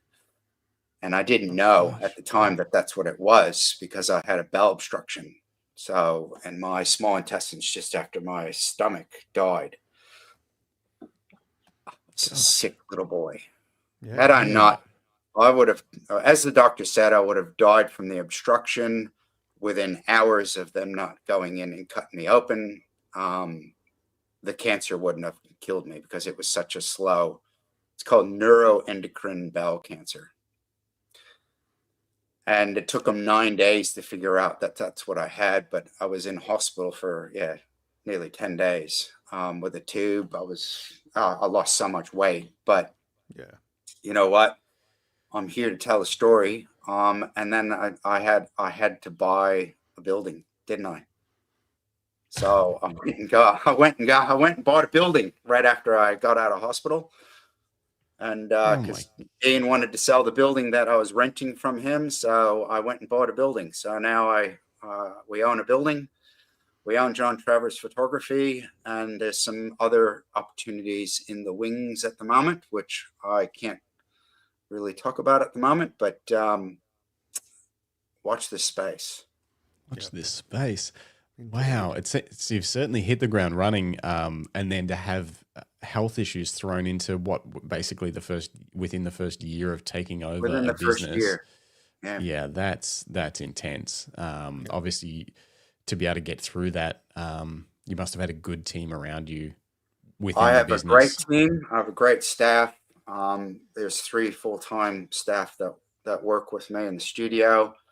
I've got a beautiful family that surround me. I've got great friends like you two, Bruce Moyle, Dennis, I've got a great community around us, as photographers. And through all this, like I said, my support was my photography, my walks for well-being. And I've been doing walks for well-being now since October 2019, and I've only missed 2 because of one, illness, and believe it or not, I had an Elton John concert to go to. Well, that's a fair excuse. That's a fair excuse. You don't get to go to see Elton John every day. No. So. I do. I've got an amazing team behind me. And if it wasn't for the team behind me, John Travers wouldn't happen. It's fun. I wake up every morning. I go to the gym. I've been going to the gym now religiously for 4 years, between 3 and 4 days a week. I can lift those camera bags. I can lift those stand bags without even thinking twice. I can get down on the ground. I think, well, my knees aren't the greatest still, but it just keeping a fit body helps me keep a fit mind. Dennis is in the mental space as well, and he knows exactly what I'm talking about. So when I keep a fit body, I can keep a fit mind. When I can keep a fit mind, I can keep a fit body. And my photography is what I do. I live and breathe it. And I have fun with it, because if you're not having fun with it, then just find something else. Yeah. Because it comes back to what you said earlier, that you only get one shot. As far as we know, we only get one shot at this life. And, fortune favors the bold might also be a nice takeaway from hearing your story, Craig. Yeah, take the opportunities. Yeah. I'm not shy anymore about taking risks, calculated risks. If you asked my former self, like as in my 20 or 30 something, there's no way I'd be doing, no way I'm not going to buy a business, no way I'm not going to spend, that kind of money. Yeah. Not a chance. But, I'm just having fun with every day, getting up, having a cup of coffee with my wife in the morning, opening up the laptop and going, do I really want to look at today's news? Not really. I'll close that laptop. I'll put that away. It's too depressing out there. So I'm going to go to the gym. I'm going to work out my body to work out my mind. And then I'm going to go to work and enjoy the people that surround me, enjoy the work that we do for others. And I'm 56 years old, and I am now living what I've dreamt when I was a teenager. Yeah. That's a nice. I'm doing exactly what I wanted to do. Goosebumps. Yeah. Yeah. That is so cool. It's proof that that life's happening right now. It doesn't matter what age you are or whatever. Like, today is the day that you can make whatever change you want. You can go after whatever goal you want, whatever dream you might have. Be open to opportunities. I freaking love that. I have lots of follow-up questions about everything you've been talking about. Yep. I'm gonna let's start with the gym, because we were talking about that just before the show. You went to the gym this morning, but you started going to the gym in your early 50s. What was that like? Was that daunting? And how did you navigate that? Being like, all right, I'm gonna go and do this. It's gonna be good for my body, which will be good for my mind, and vice versa. How did you get started? Look, I had some friends going to the gym, and I was watching their body transformations, and I'm like, I'm really getting tired when I'm getting off the ground. It's not easy getting off the knees. The bags that we're carrying aren't light. And I've just I needed to do something for me. I needed to invest. This is how I looked at it. I needed to invest into myself. When you're doing your mental walks to well-being, or you're going to a counselor or whatever, you're investing in you, because you're investing in your own mind, and you're just using somebody's suggestions of, this is just chitter chatter. And you're investing in yourself. So I did hire a personal trainer. I figured, what? I want to do it right. I want to be able to use the machines and the weights. I know how to use weights. We use machines. We know how to do that, but I want to do it properly. And I wanted to hold myself accountable. And that's why I hired a personal trainer. And, up until even, October, November, I was still having a personal trainer. I've had 2 personal trainers.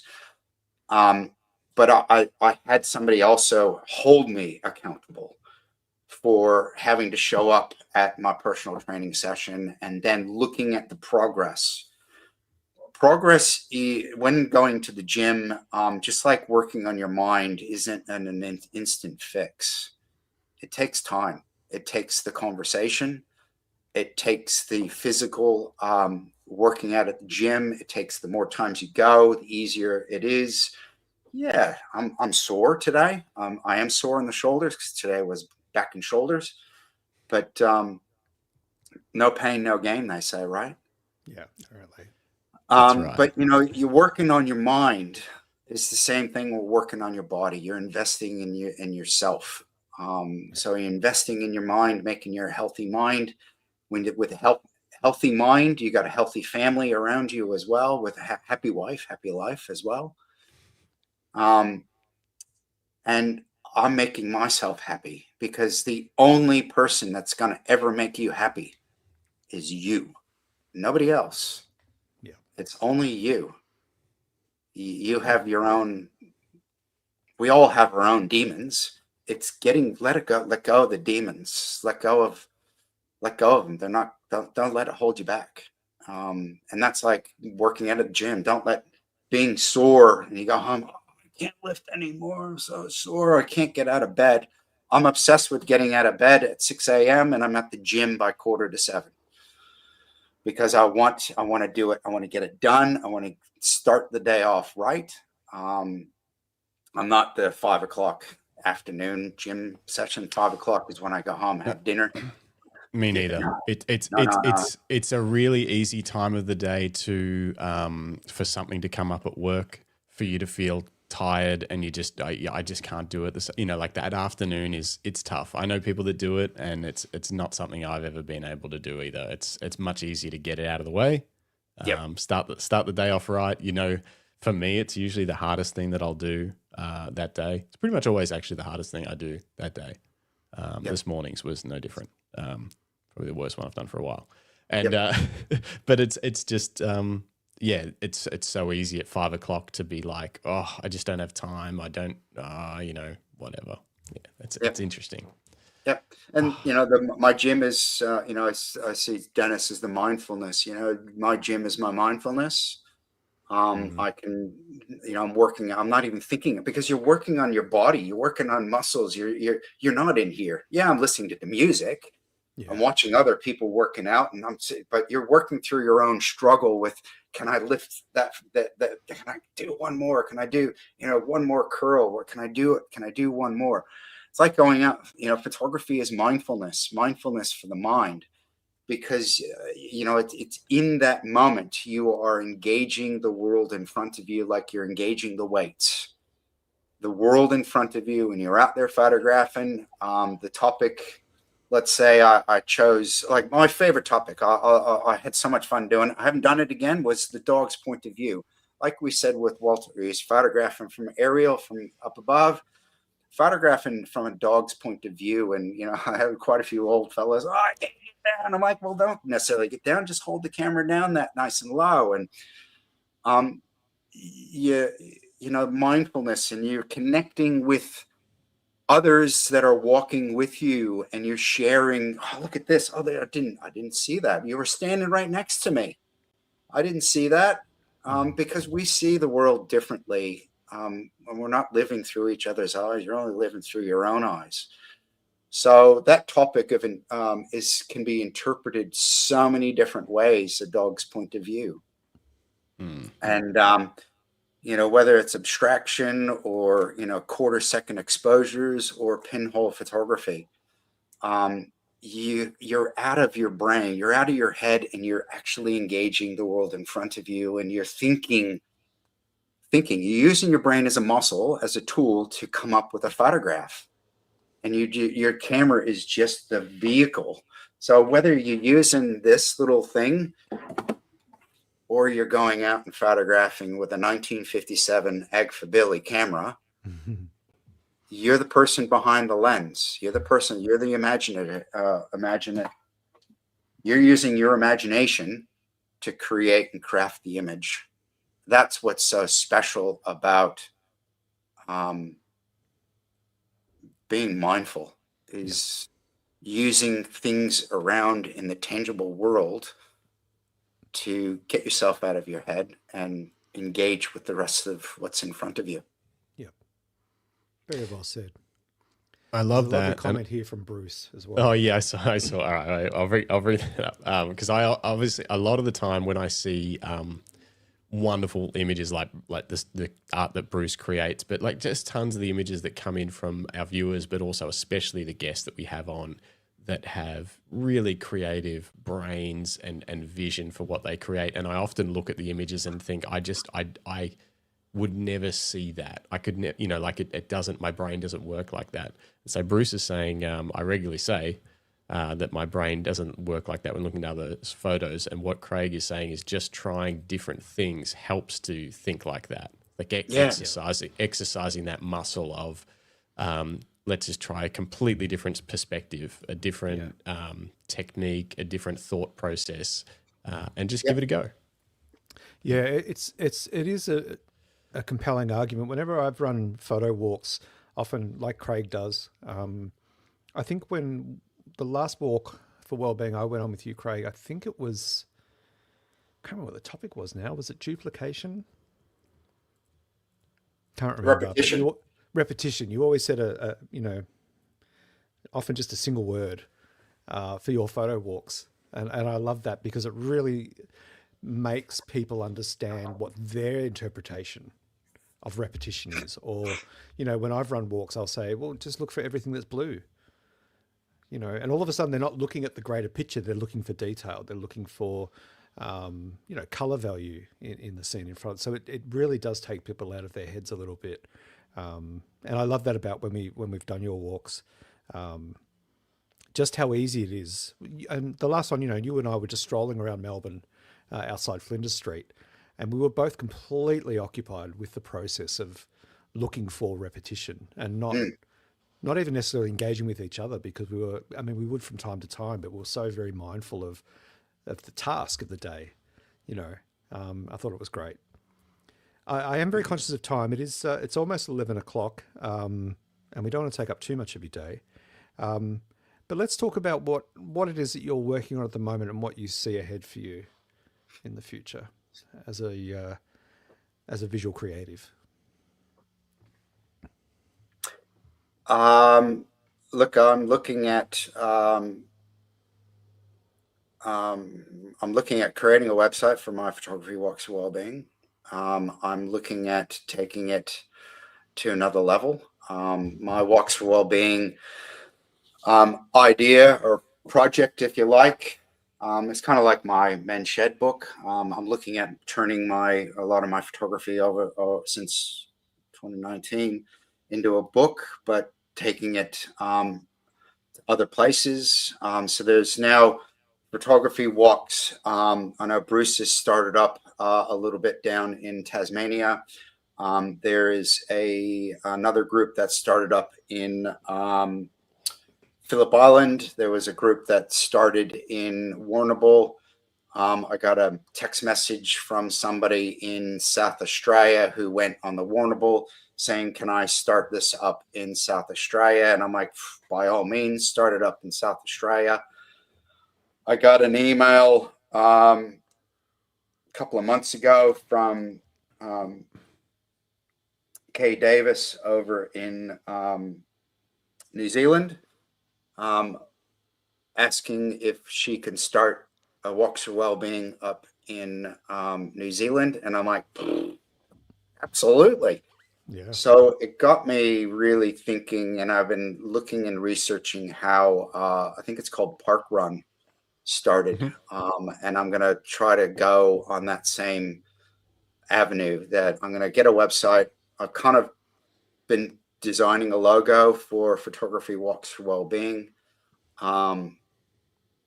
Yeah, so that's one of my little projects. I did start, I keep talking about it. I did start Men and Their Collectibles, so another men's shed book. I'll put my hand up for that. And photographing men and their collections. I got about a dozen images in, and COVID hit, and dare I say, it took the wind out of my sails because I couldn't go anywhere, couldn't do anything. Lost my motivation for that because of that. But that's when I started my Walks for Wellbeing. And mind you, my Walks for Wellbeing, I ran it all through COVID. but I ran it every Friday, and I would do a Facebook Live, and I would give everybody a topic.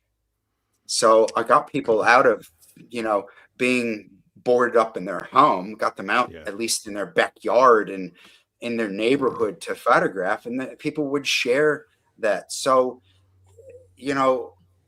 everything can be photographed, but it can be photographed differently by you. Yeah. And what always resonates with me is go back when Apple rediscovered themselves as a company, and their advertising campaign was Think Different. Yeah. So photographically, as kind of what Bruce is saying is think different, and when I come up with an idea, is think different. So that's what I'm thinking, is thinking different of this project.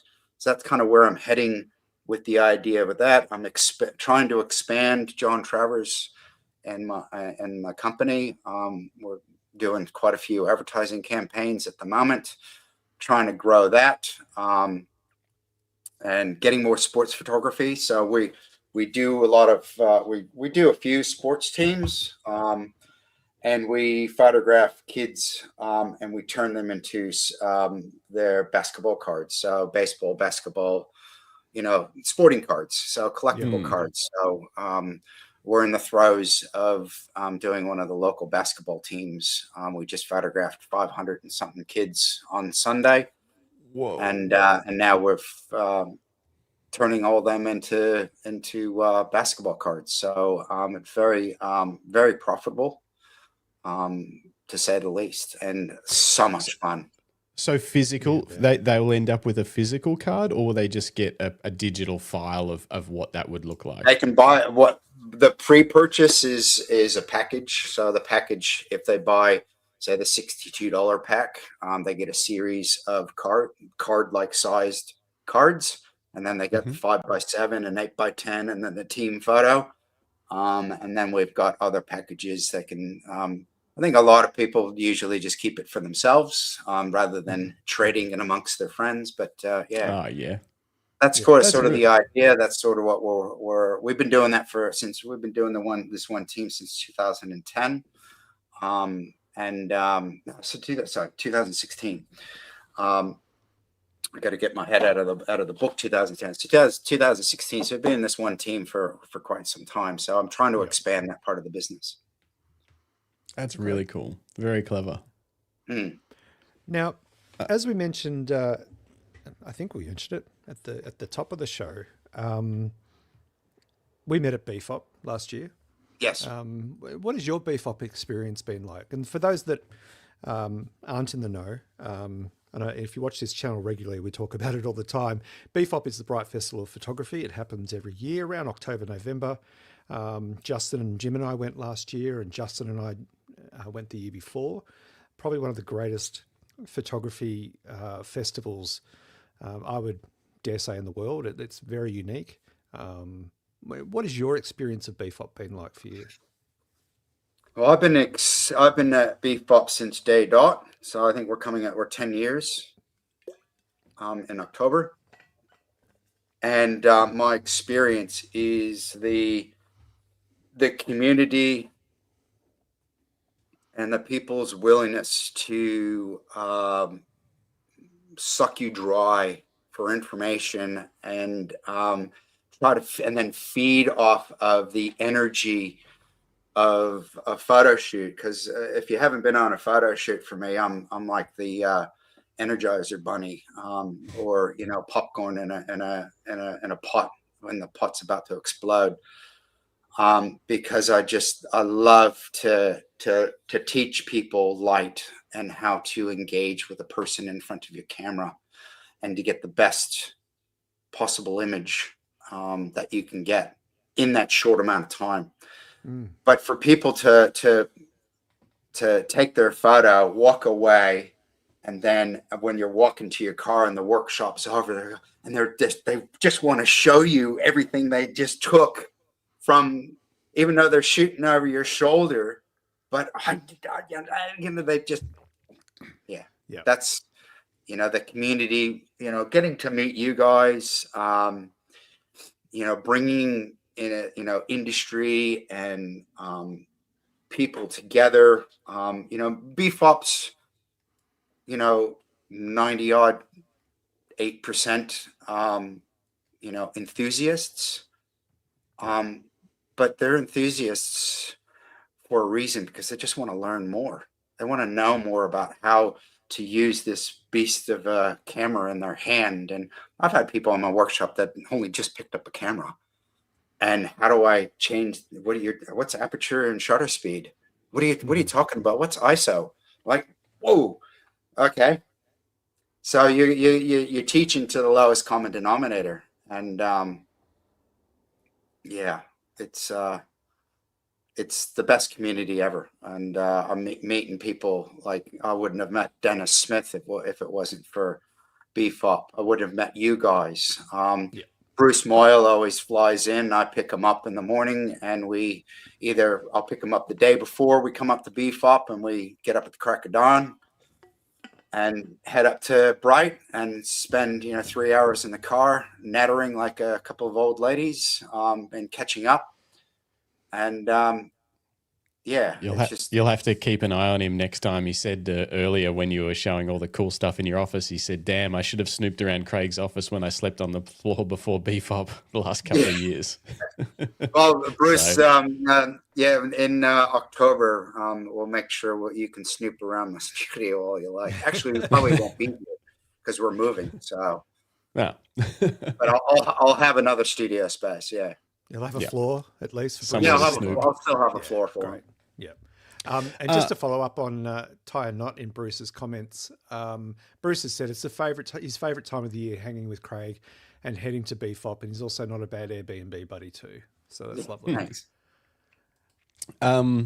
Speaking of cool stuff around a studio, we should quickly cover off gear. What are you shooting with these days, Craig? So I personally shoot with a Canon R5, and it's probably one of the best cameras I've ever owned. And the whole studio, I think I've got 15 odd cameras at the studio. So I got 8 kits of camera gear. That's a great question. Yeah. You supply the kit for all of your photographers? Yes. They don't bring their own. They don't have to bring their own equipment for the jobs. Buy all the lighting gear, all the kit. So I've got freelancers that come and shoot for me now, rather than me. I shoot for myself as well for the business. So we bring the gear, and or they come and collect the gear and bring the gear. So it's shoot with all Canon 6Ds. Every system goes out with backup gear, so if a camera drops or they drop a lens, they can pick up the next camera and shoot. If they drop that one, well, then we're up shit's creek. Yeah. But, you get one drop per job. You get one drop. So I use Ellen Crom lighting gear, and again, we always have spares lying around at the job. That's probably the simplest. I don't have a lot of gear. I've got one camera bought me personally that I bought. I've got one camera, one lens.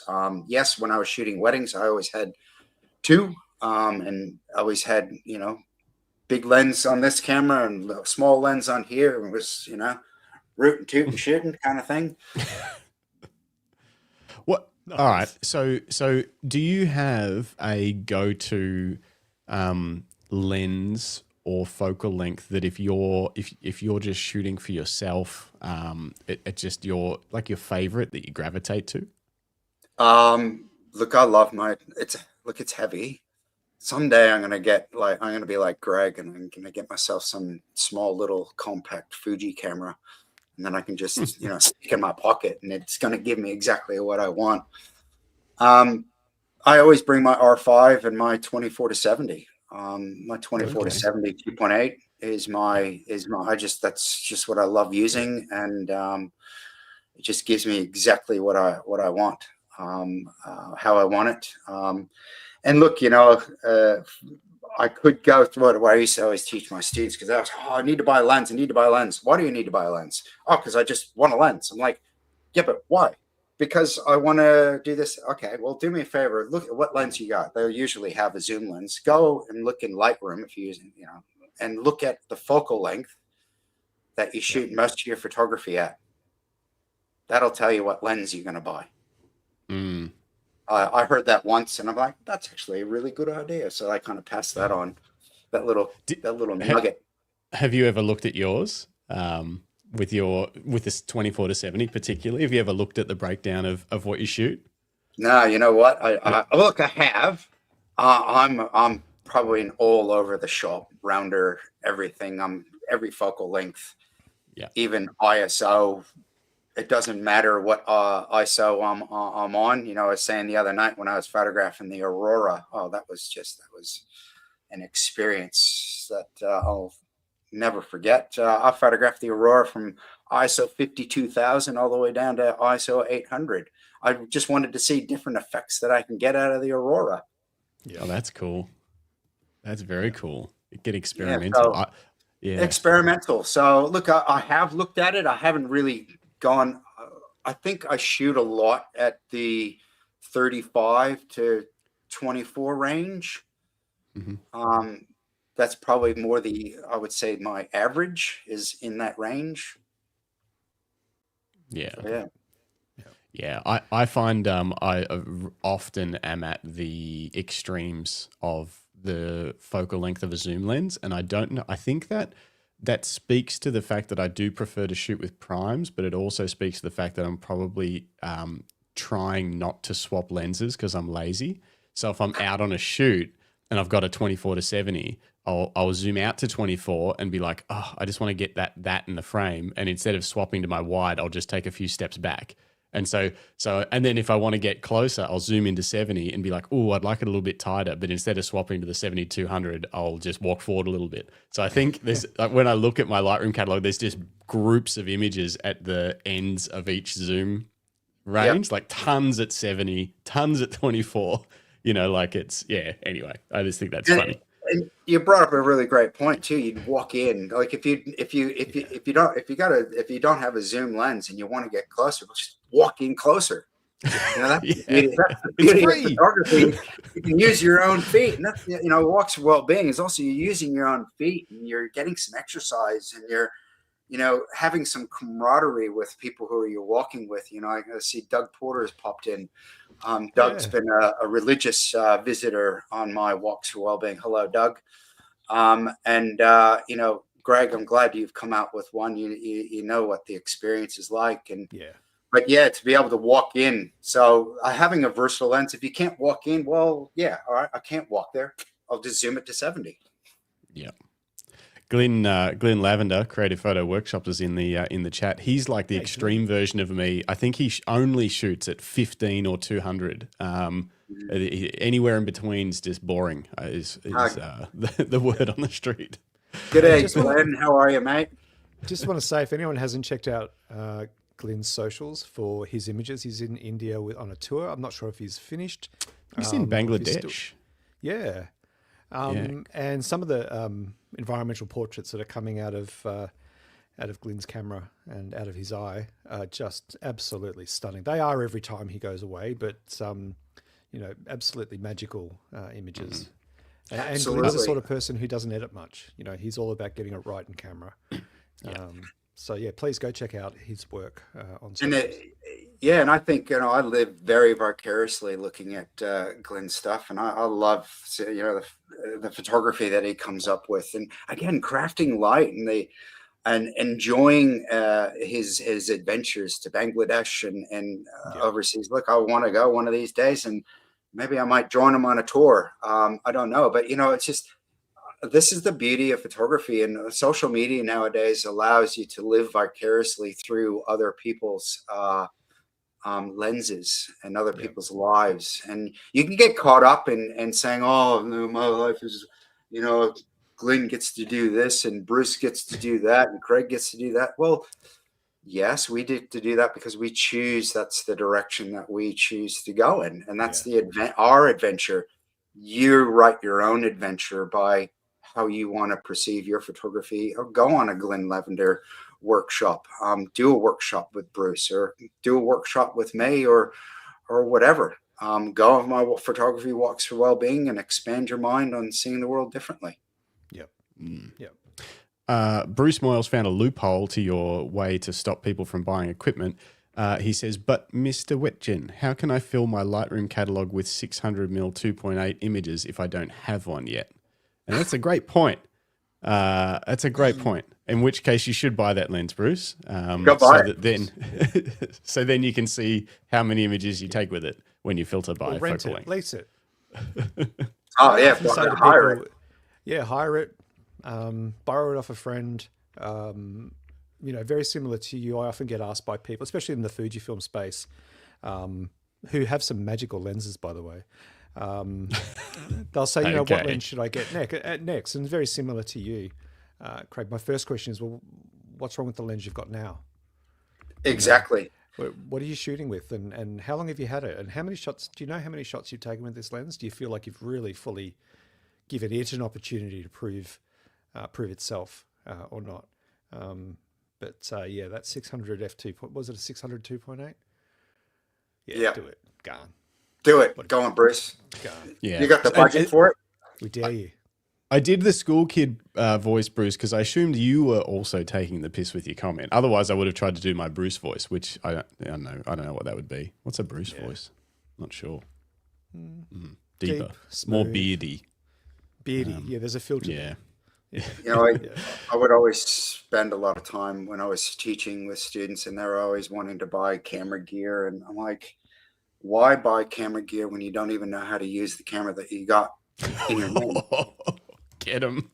So what I want you to do is learn from what I'm going to teach you over the next 6 months, and in 6 months' time, ask me that same question, because you'll know more about photography, and then you'll be able to pick up that next camera and know how to use that next camera even better, because you actually know how to use the tool.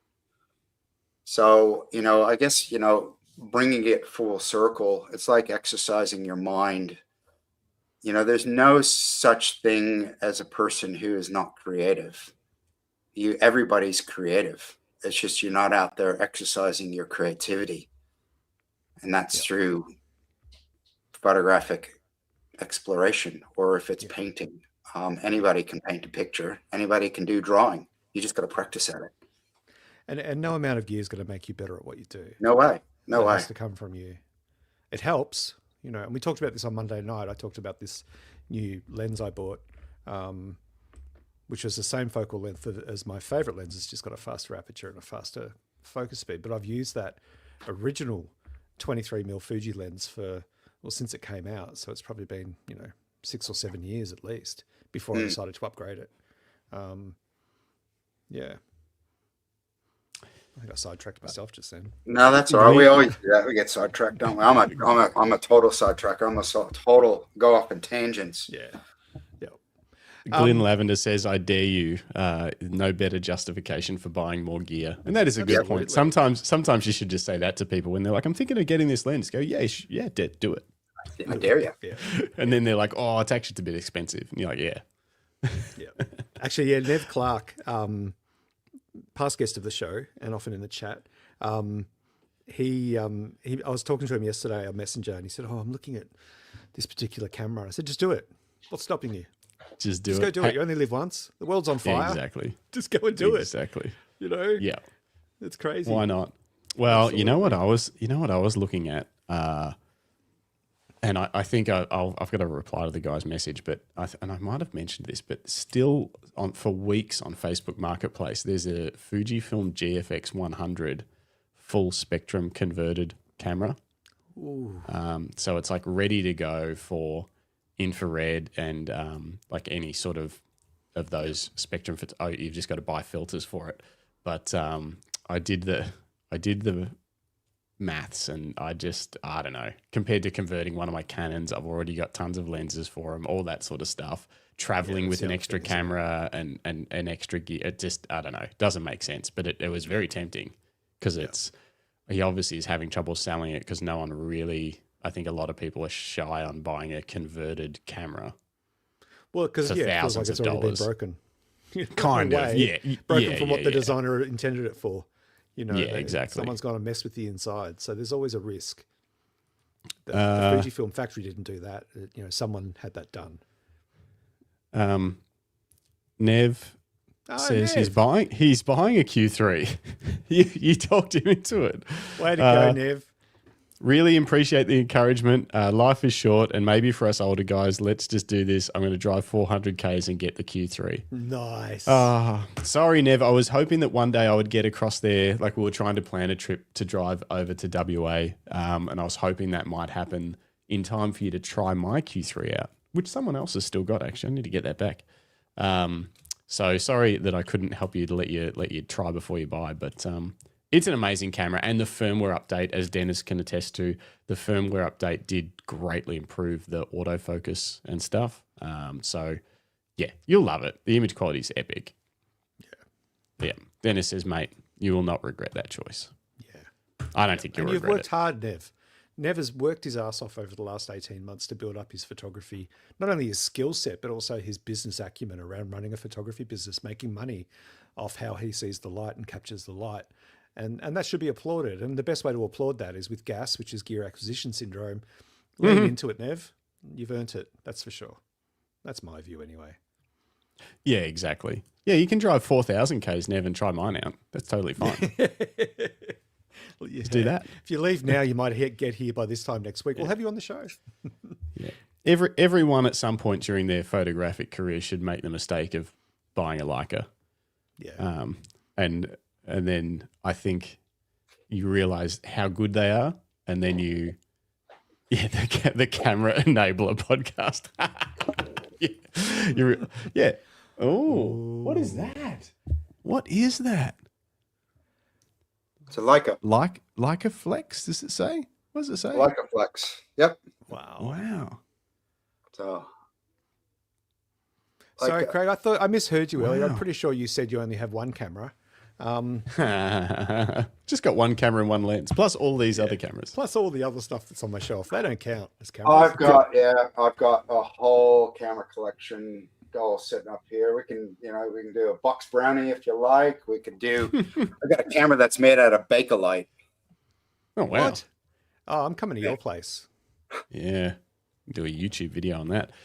Greg Stubbing says, invest the money you would spend on new gear into a workshop. That is obviously any kind of experience, workshop, or travel tour, your own travel, anything like that is obviously an amazing idea, and it's very common that people say that, but that doesn't mean you should never buy new gear and you should just always spend it on tours. I think there's a healthy balance, and sometimes it's just fun. Do what you want. World's on fire. Exactly. Go buy a camera. What the hell? Bruce Do it now says before shipping becomes so ridiculously expensive that we can't afford it. Well, that's true. Bruce says we shouldn't ask you about your Simpsons collection. Is that what? Yeah, we should. Hey, Brucey. I've got a whole row of all Simpsons figurines and pins and stuff sitting up. Oh, really? You're a fan? Yeah, look, I remember seeing The Simpsons when it first came out on the telly. We all crammed ourselves into a dorm room at uni and watched The Simpsons. So I love The Simpsons. Yeah, that's very cool. Yeah, very, very cool. I'm keen to see what you do with the men and their collectibles concept. I'm a bit of a collector. I'm more of a Nintendo fanboy. Always have been, and for years I hid my dirty secret that I liked Nintendo stuff, for fear that people would mock me for being a child. But I've grown out of that. Now I don't care. Again, I have a question. I have a question about the book. Just quickly, one about the book. You were working on men and their collectibles. Have you ever considered a women and their sheds book? I did. Yes, I did. Interesting. I thought did. it would obviously be, like finding subjects would be slightly trickier, but they'd be super interesting. Yeah, I did. I've seen quite a few. I've mentored quite a few people, and wanting, of course, once my shed book came out, people started doing their own and environmental portraits and started doing women and things like that. Look, I like I said, I did consider it. Yeah, I just gotta get back out and do it. I could talk about it all you like and thinking about it, but yeah, I'm a bit busy at the moment. I was going to say there's seasons for things as well. And at the moment, it sounds like you're in the season of growing a new business and, Change, moving house. All of that. Yeah, exactly.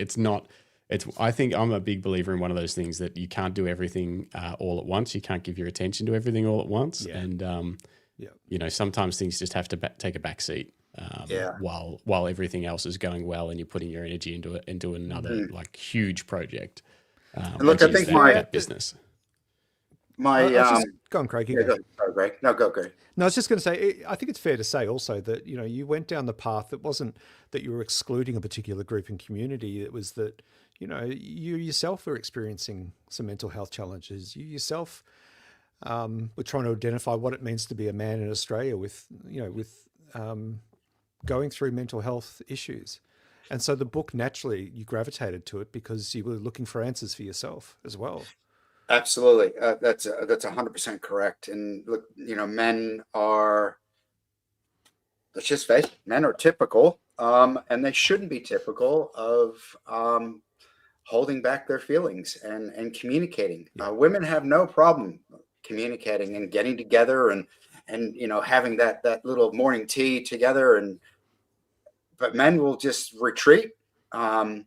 They'll go to their safe space, which is what they think their safe space is in their head, or, you know, locked in a room or locked somewhere else, and not reaching out and communicating.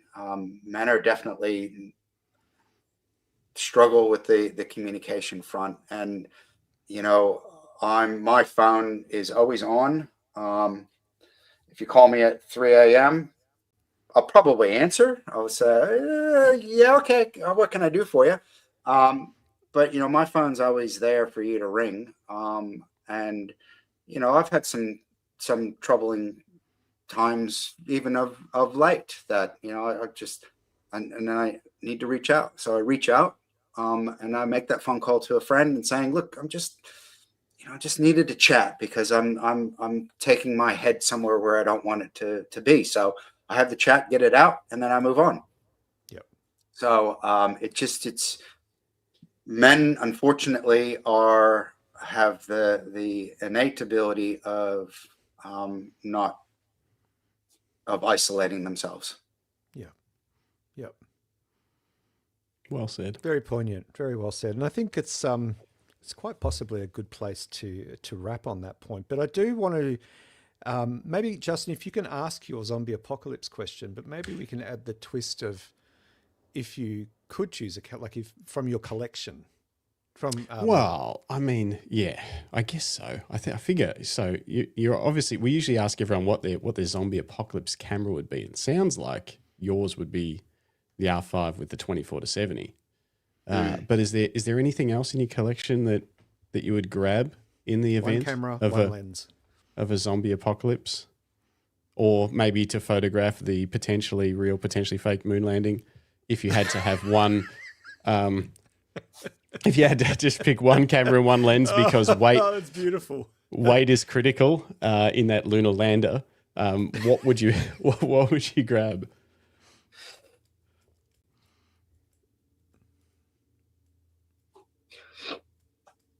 We're talking the apocalypse. Yep. So zombies. We're going to get deep and meaningful with the apocalypse. You can't charge batteries. So why have an R5? That's a good point.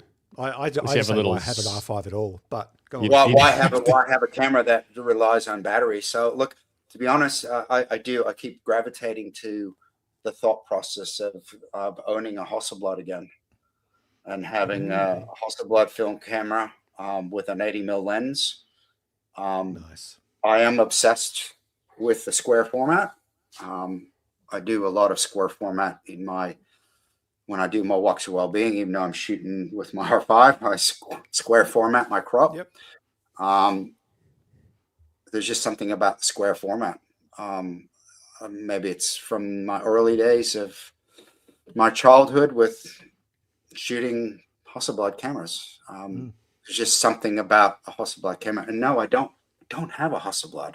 I sold it. I sold it years ago. The world's on fire. Go and buy it. Buy it. You've worked really hard the last 18 months. I know I just said exactly the same things to Nev, but go on. Do it. Yeah, imagine doing a walks for well-being with a nice old Hasselblad. I know. I'll take Glenn's attitude. I dare you. I dare you. Awesome. I'll dare myself. Awesome. I dare myself. Should we call it, Craig? Justin, on your little list there? Oh, there's other stuff we could dive into, but nothing that's a short conversation. We'll have to save it for a part 2 one day, I think. Yeah. I think we should do a part 2. We could do a part 2. I think we could do an amazing part 2, I reckon. Yeah, definitely. All right. Definitely. Let's work towards that. And of course, we'll see you at Bright 2026 at BFOP. You will.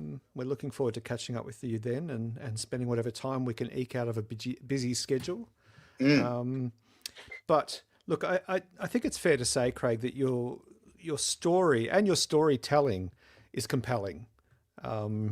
You've achieved a huge amount in your photographic career and you've survived even more, which I think is a testament to your strength of character to keep pushing forward, keep exploring your craft, keep expanding your craft. And I think what is giving me goosebumps is the concept that you're prepared to take whoever wants to join that journey with you and support them in that process. And I know even from my personal experiences of spending time with you at BFOP last year, we had a very compelling and emotional discussion about life.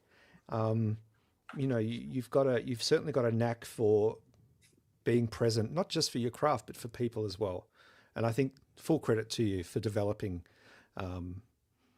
that attitude and that approach to life. But on behalf of us here at the Camera Life podcast, we thank you for your time today. It's been an absolute pleasure catching up with you once again and spending time understanding what makes you tick, your story, your craft, and how you face the world. It's been absolutely remarkable. And on behalf of everyone in the chat, I'm sure they agree. Thank you so much for your time today. Thank you for having me, and thank you, everyone. And look forward to next time. Yeah, absolutely. Thanks, Craig. Thanks, you. On that note, I'll play Justin, some music. Say goodbye to some folks. Yeah, we'll read out a few comments on the way out. Let's see what's going on. Phil Thompson's, thanks for the show, guys. It's been very interesting listening to Craig, not only photographically, but for the relationships and counselling. Keep it up. Pete Mellows says, thanks, Craig. Hey, Dennis Smith says, the helicopter is in for maintenance or I'd be over in the morning. That's right. If you're in Melbourne tomorrow morning, sometime on the steps of Parliament, I can't remember what time, 9 a.m? 9 a.m. No? 9 a.m. 9 a.m. Steps of Parliament. Monday night, I'll show you some photos from that very walk. Yeah, we'll hold you to that. Greg Stubbing says, persistence, devotion, and dedication. Thanks, Craig and gents. Who else? I think David Mascara says, one of the best shows yet. Thanks, guys, and thanks, Craig. Thanks, David. Glenn Lavender says, lovely to catch up, guys. Be well, be safe, be happy. He's in Bangladesh. That's pretty cool. Thanks for joining us. Yeah. Greg Stubbing says, a 500 cm. Get that. Who else is there? Dennis, Douglas Porter, thank you. Bruce Moyle, thanks. Nev Clark, thanks. Good to see you. Philip Johnson, thank you. Thanks, everybody. Felicity. And we'll catch you guys on the next one. Be safe out there. Bye, everyone. See ya.